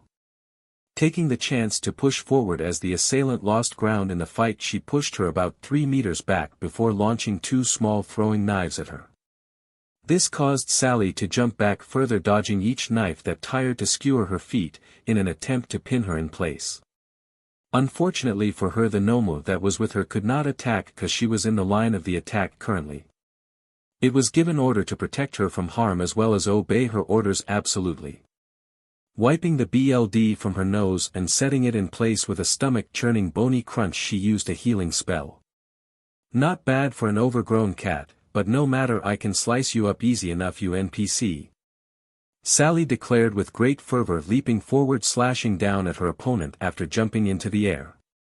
This allowed the Nomu to use its long-range quirks to attack Himiko, in Sally's attempt to force their opponent into aerial combat. Since she would be coming up to dodge the flurry of long-range attacks and Sally was coming down, Sally would be able to easily break a few of her bones upon landing, even if they blocked her knives completely. Himiko, however, did not take the bait. Her opponent was trying to shove down her throat, and instead of jumping up to meet her, she ran forward, weaving in between the different kinds of attack, then throwing knives when coming out of it safe. Hitting the spot where each attack came out of, temporarily disabling the attacks. Sally, however, was there to attack her the moment she spun around. Locking blades once more, sparks flew. Sally was unfortunately unable to use any offensive elemental techniques at this close range without hitting herself as well. Both fighters came to a stop, however, when a low ominous growling was heard coming from Maple. Mustafu USJ. The villian were all about done with only a handful of the lower ranks left, along with the seemingly 4 leaders. It doesn't matter how much you punch him, with his skill set of shock absorption and super regeneration will make all your punches do 0 damage. Tamura said, laughing at how much All Might was struggling with this opponent they made for him. Hopefully I can get there in time to raise a flag or two with Sally rout. He thought to himself, remembering the endless hours on the side he poured into visual novels to train himself to woo her. All Might, hearing he had multiple quirks or skills, as this man-child had called them, were so different, he knew the odds of them being born with them were far too low. All for one little pets will not be enough to stop me, he shouted, pushing strong, as Aizawa and Vlad were now dealing with the other one that was interfering earlier. For some reason, though, they looked awfully calm. Actually, the villain looked as though they had just said something funny. What do you have to be happy about? All Might shouted, annoyed that he has allowed these villains to play these games with him for as long as they had. These pets may be little, true enough, but the one he sent to your students at the main campus is like comparing. Tamura paused to PSS All Might off even more than he already was. 2 level 1 noobs to level 80 veteran player, no matter how long they attack, for they could easily be wiped in one hit by it. He said, seeing the look of horror on All Might's face as it sunk in for him the danger they were facing. Then the lights flickered off for a moment, the sudden drop in external stimuli confusing the beasts, allowing All Might to send it flying with a single punch through the roof, crushing the ground under him. Aizawa and Vlad used the chance to snap and then decapitate the one they were fighting, putting an end to that creature before it could flicker back on. Kurogiri got Tamura out of there. Unfortunately for the heroes, resetting the power will do nothing. Why the hell is this door not sliding open? Snipe shouted, trying to open it up, confusing All Might. Then the speakers and every video monitor went haywire as a rather unexpected video was looped over all of them. The screens going static and everything short-circuiting one by one, as if the computer system itself was having some sort of panic attack. Getting there, Mirio Togata went to All Might, and after failing to catch the 2 escaping villains, they both left to assist the main campus. All Might went through the hole in the ceiling and Mirio Togata followed by phasing through the door itself. Mustafu USJ with Mirio Togata. Phasing in and out en route to the panel, Mirio Togata barely held his tears of shame back as he practically flew to his destination. He knew what he was doing would save more lives outside of this dome than were in here, at the moment. Getting to the panel, it was secured more than they told him it was going to be. Hey Ectoplasm, why is this different from what you told me? It is a lot more secured than you said it was. Mirio Togata said to them, not as a teacher but as a fellow hero on the job. After a few minutes of back and forth, they surmised that izukumidoriya and Power Loader made alterations to further secure it in case students were attacked at the USJ. Ironically, in their attempt to prevent villains from also getting access to the physical backdoor to the USJ link with the main campus AI through the computer system here. They also stopped them from accessing the emergency shutdown SWCH right now when they needed to reset the power. It took him a few minutes but he eventually broke it, gaining access and pulling the SWCH to shut the place down. However, what they did not realize was that the hero and student also set up a backup generator that could only be accessed from the outside in a hidden spot on site. Swearing for the first time in his life under his breath, Mirio had to SWCH to plan B and race back to where All Might was to assist him. When he got there he saw something he was not expecting. Unlike the heroes, however, the villains retreated immediately upon seeing it. Mustafu UA with the support course. Nizu considered himself quite fortunate that many of the support course students were also sharpshooters as well. Despite the fact that he saw some students get grievous injuries, and 1 or 2 die, so far the villains were being pushed back successfully. Hold out just a little longer, young heroes, just a little longer, he said through gritted teeth, telling the support course students when to focus their cover fire on certain areas, as too thin of a spread would be useless. It made the mouse principal's stomach churn at the sight that he had basically asked some of his students to die due to his negligence in security. I knew that the prison break was only the beginning, so why did I not increase security immediately? Nizu thought, chastising himself for his failure to protect his students like he had promised the parents for many years so far. Then suddenly Katsuki Bakugou flew up with his explosions, tearing apart the barricade with ease as if they were all just a warm-up for him. Ears ringing, he had to take a few minutes to reorient himself after he saw the explosive teen leaping down from the building. Looking around he saw that though most survived, he had at least 3 dead among them already. Whether it was solely from the explosion that they died immediately or the shrapnel from their gear making them bleed out before he recovered, he did not know. It seemed that Midoriya led those who were still able to move to get the wounded to the side, giving orders on how to provide first aid to those who did not know how to administer it. Once he had been taken care of, Nizu noticed him trying to wake up Hatsum but to no effect. Hold on, Midoriya, and be prepared to hold her in place, Nizu told the crying and confused student who could not get his partner to wake up. Taking out both a stimulant and the emergency vial of recovery girl saliva, he injected them in order into Hatsum directly above her heart before beginning CPR on her. It was not ideal, but between the two her heart started beating again and she was breathing. Unfortunately, he would need to place even more burden on your Midoriya. Everyone listen up, he shouted, getting their attention. I want you all to follow Midoriya lead, regroup who is still able-bodied, and get back to giving cover fire for those still firing from the secondary vantage point mentioned earlier. Myself as well as those who are unable to keep up with our original task will remain here with the unconscious or seriously wounded to keep watch over them, Nizu said, seeing the looks of doubt across their faces, especially Midoriya. I can't take over for you. Izuku was about to say something back before Nizu cut him off. Yes, you can. I need to do right by my injured students and your comrades. Now take them back to their alternate firing spot now. Nizu, for the first time in any of the third or second year's memories, had actually yelled. This made it clear to them and Izuku that Nizu was at his wit's end in this situation, something they thought was impossible. Despite him being their junior, the second and third years gave him their seal of approval, trusting the principal judgment. Before they left for the other spot, he told Elizabeth to go out to the fallen zero-pointer scrap piles and try to use their remaining power cells to boost her signal output.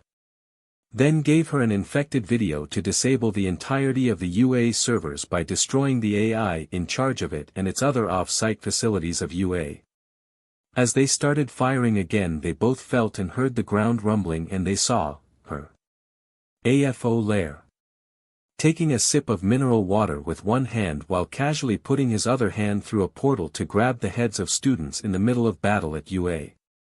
He and the good doctor looked over the screen together, enjoying this quirk shopping trip of theirs. Entertainment, high-quality products, and volunteers to help test our 6-quirked Nomu. Truly an excellent day, don't you think? All for one, said, grinning as he felt yet another quirk enter his body before pulling his hand back. Curling the ends of his mustache, the doctor, while still keeping his eyes glued to the screen, responded to the man he swore to follow as his MSTR. Indeed, sir, they were quite helpful. Perhaps we should send them a fruit basket when this is done. Dr. Garaki asked in an amused manner as they both laughed at this scene. Though for a moment after the doctor had gotten serious, thinking back to when All for One first asked him to join him. "Will this really lead to you fulfilling your dream, sir?" He asked his MSTR in a now somber tone as this sight brought back his memories of the early days of the Quirk era. All for One, not angered but definitely caught off guard by this sudden question, took a moment to think before responding to his only true follower. "So long as they try to move forward towards this future of heroes that has no future, I shall always be here to destroy it. Like those comic villains I always enjoyed reading about so much, that is something we have in common after all, isn't it? Sally." He said out loud that last part despite it being just the two of them there and she was not there or able to hear him. Then amongst the battlefield when Sally met Maple, an intriguing battle began between Himiko Toga and Sally. However, it was cut off by what he was waiting for to happen. "I believe it is about time we let the titans clash. This should be fun, shouldn't it? Silverwing," he said to the bird he had imprisoned through the speakers in the cage. "Mustafa Ua." Breaking through the line of villains like a snow rabbit dashing through the snow to get to a piece of precious vegetation. In this case the vegetation was her daughter Maple. Landing with a thunderous crash, she got between Sally and Himiko, glaring down at the girl standing before her. "Himiko, take Maple and Yayorozu with you back to Midnight and assists her in reorganizing the broken groups," she said, only able to give her daughter barely a side glance as she needed to keep her eyes on Sally. Seeing the conflicted look on Himiko's face, the rabbit hero let out a sigh at this hesitation. "I can deal with her, there is no way in hell this little fluff ball can take me down," Mirko said, grinning like an idiot to try and give the girls the confidence boost they needed. "We understand, come on Himiko, we need to go," Momo said, pulling her along at first before Himiko turned her back and ran aside Momo on her own. Maple, though calmed down a little, was still shaky and unresponsive to what she did or said. "We can't let her go monster form, not until Aizawa-sensei is here to help her turn back after," she thought, doubting if Todoroki ice was strong enough to overcome Maple blue fire. Back to the stare down between Mirko and Sally. Mirko was the only one getting into a battle stance. This caused concern for the rabbit hero as she did not understand why this girl did not seem interested in fighting now. "Why are you not fighting me? Could it be that you're a scared kid?" Mirko said with a sneer, trying to take a jab at her mask of calmness. However, to her utter dismay, the girl simply blinked for a moment as if not sure where she was or not understanding what she just heard. Then they laughed, a hearty laugh as though she was just told some sort of joke. "Me? Fight you?" Sally asked her as if it was a serious question, no trace of sarcasm in her voice at all. Taking a good stretch of her arms, she rolled her shoulders and gave back a small smile with a tilt of her head. "Sorry, but I am not the one with the stats to beat you. All I had to do was pull aggro from you till the main DPS had his MP bar recharged," she said as Bakugou descended in front of her with a feral grin. "My friend here owes you and that rat principal for ruining his life, so this is his fight. Good luck, cat. I am going to chat up Maple again. Feel free to take your time with Mirko here while I do so," Sally told him, patting his cheek before skipping off after Maple. "Hold it, Rai dash," she was cut off by an explosion from him, causing her to now direct her focus solely onto him. Letting out a sigh, she tried to rack her brain but could not remember him at all. "So kid, tell me why you are so pissed with me. As far as I can remember, I have never met you. Little lone ruined your life dash." Mirko was cut off by him, clearly angered by her words. "You destroyed my future as a hero when you took that shitty school and everyone in it down with me. All because of that hero-obsessed DKU. Katsuki Bakugou screamed his lungs out at her in frustration. "Not only is Deku but this beach who ruined my life is also looking down on me," he thought, trying to figure out what the hell he had done to deserve all of this. "You owe me a proper fight after what you did to me," Katsuki Bakugou screamed back, huffing and puffing in frustration at his long-awaited revenge being ruined by her lack of responsibility. Mirko, remembering how Izuku told her about his former nickname Deku, finally allowed her to connect the dots. Upon realizing who this little SHT was, all she could do was scoff at him, snapping him out of his deranged inner monologue and causing him to glare at her even more intensely. "Hate to break it to you, but you ruined your own life by abusing your power and directing it at the innocent," Mirko told him before jumping forward. Decking him with a right hook too quick for him to follow, he was sent tumbling back in the wall of the school. "And did you say I owe you?" "I owe you nothing, you got everything you deserved as far as I am concerned.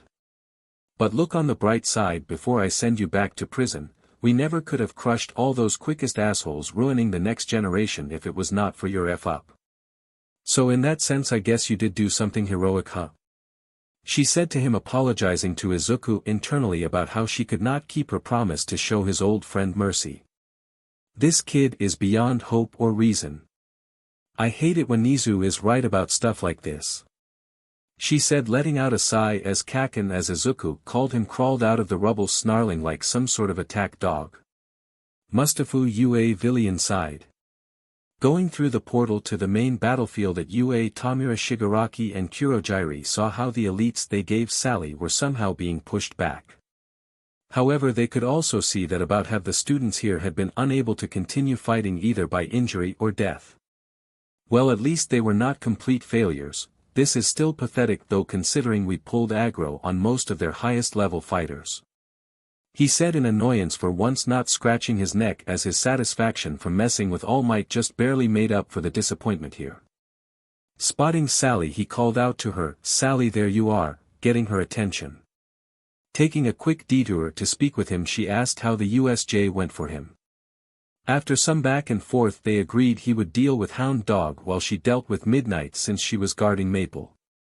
Naturally, she took the Nomu with her into the fight, since its wind quirk would help deal with her sleeping gas while she focused on purely close-quarters combat. Kurogyri used his portals to teleport the villains who were knocked unconscious or still alive but too injured to fight back to the bar, as they could be useful on another mission to attack the heroes. Mustafa Ua with Tamura Shigaraki. Walking up to Hound Dog as he stood around multiple down villains, struggling to catch his breath but was still going strong. My looks like UA Beast Cleric had a hidden berserker skill," he said, strolling up to Hound Dog, grinning at the idea of putting this noisy beast down himself. Hound Dog for his part was on guard, unsure what he was referencing, but deduced several things. The first thing he noted was that this person, who he assumed by the way they acted was the leader, and a mentally unstable one at that. That meant that if he tried his usual tactics of playing mind games, it could make an already unpredictable opponent even more sporadic. The way he described him made it seem that they had no real grasp on the reality around them. This was bad for him, since this meant any information he managed to get from this villain while fighting them would be strong to determine how true or false it was. "I am not a cleric, I am the school guidance counselor." "And are you referring to my quirk when you say skill?" he said to them, trying to confirm what they meant by berserker skill before. Tamura stopped for a moment before laughing to himself that this person who is supposed to understand the minds of kids did not get his video game talk. Shaking his head in mock shame, as he knew he should not have expected much from a hero, let alone one that devoted most of their time to teaching instead being an actual hero.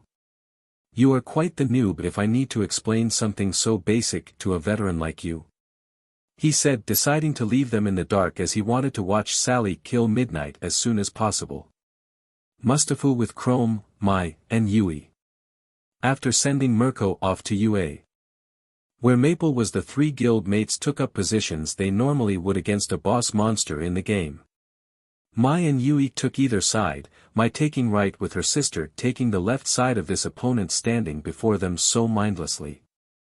Chrome took the front to keep it attention. Blocking its first attack, he used his cleaver to get a good slash in on its shoulder before pushing it back for some distance. Mai unleashed double stamp and double impact, do damage to ground between her and the creature so as to prevent it from attacking her instantly. Yui used aftershock and double strike to slam it strong, making sure to aim a few at the ground between her and it to do the same as her sister. After the hero license test they did some practice in the mountains to realize that when two double stamps collide they cause widespread tremors. So now they have agreed to never both use double stamp at the same time when in range of each other. This created a hellish cage of shockwaves keeping their opponent in place, though would crush the internal organs of the less defensive quirk-based criminals. Chrome, who was watching all of this, was glad their training had paid off. Now if only he could convince the hero costume designers for them to go less magical girl. The girls with his help had sent exact drawings of what they wanted their costumes to look like, so basically their gear is made them.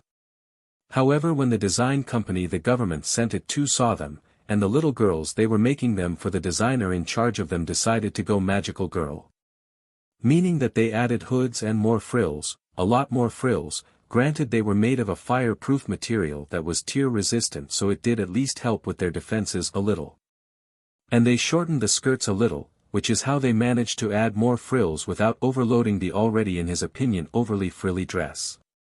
Though it was still rather embarrassing for the twins, as they said it made them look too much like the magical girl dolls their parents got them as kids before they got hospitalized. Apparently even they had limits to how adorable they wanted to look, as they wanted to be taken seriously as heroes. When he asked why the designer went beyond what they specifically asked, they were told a rather awkward explanation. Mrs. Bakugou and her husband who did the twins' costumes had family troubles recently, so their assistant begged them not to ask for alterations immediately. She was so distraught apparently that for a while she was best described as a lifeless zombie, but seeing the requests to make these for two little girls, it sparked some life in their supervisor, so everyone let her run with it. Normally you wouldn't tell a customer this, but she seemed quite desperate to keep her friend/supervisor from slipping back into her depression from before. They told him that if he wanted it redesigned to call them directly, as they did not want their friend to find out that it was not well received. He told them he was fine with the hoods, just to return the skirt to its original just below the knee length and return the amount of frills back to the original amount as well. They told him it would be ready in about a month since they had a backlog of orders to make, and apologized. "Why do I have to be so soft whenever I hear someone mention family troubles?" he asked himself before rushing to the opponent, letting the twins know to stop their attacks. So alright folks, that's all for today. Stay tuned for part 6. Do subscribe, like and share for more such videos.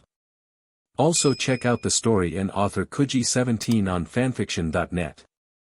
Press the bell icon to be notified first on release. See you in the next video. Till then, goodbye.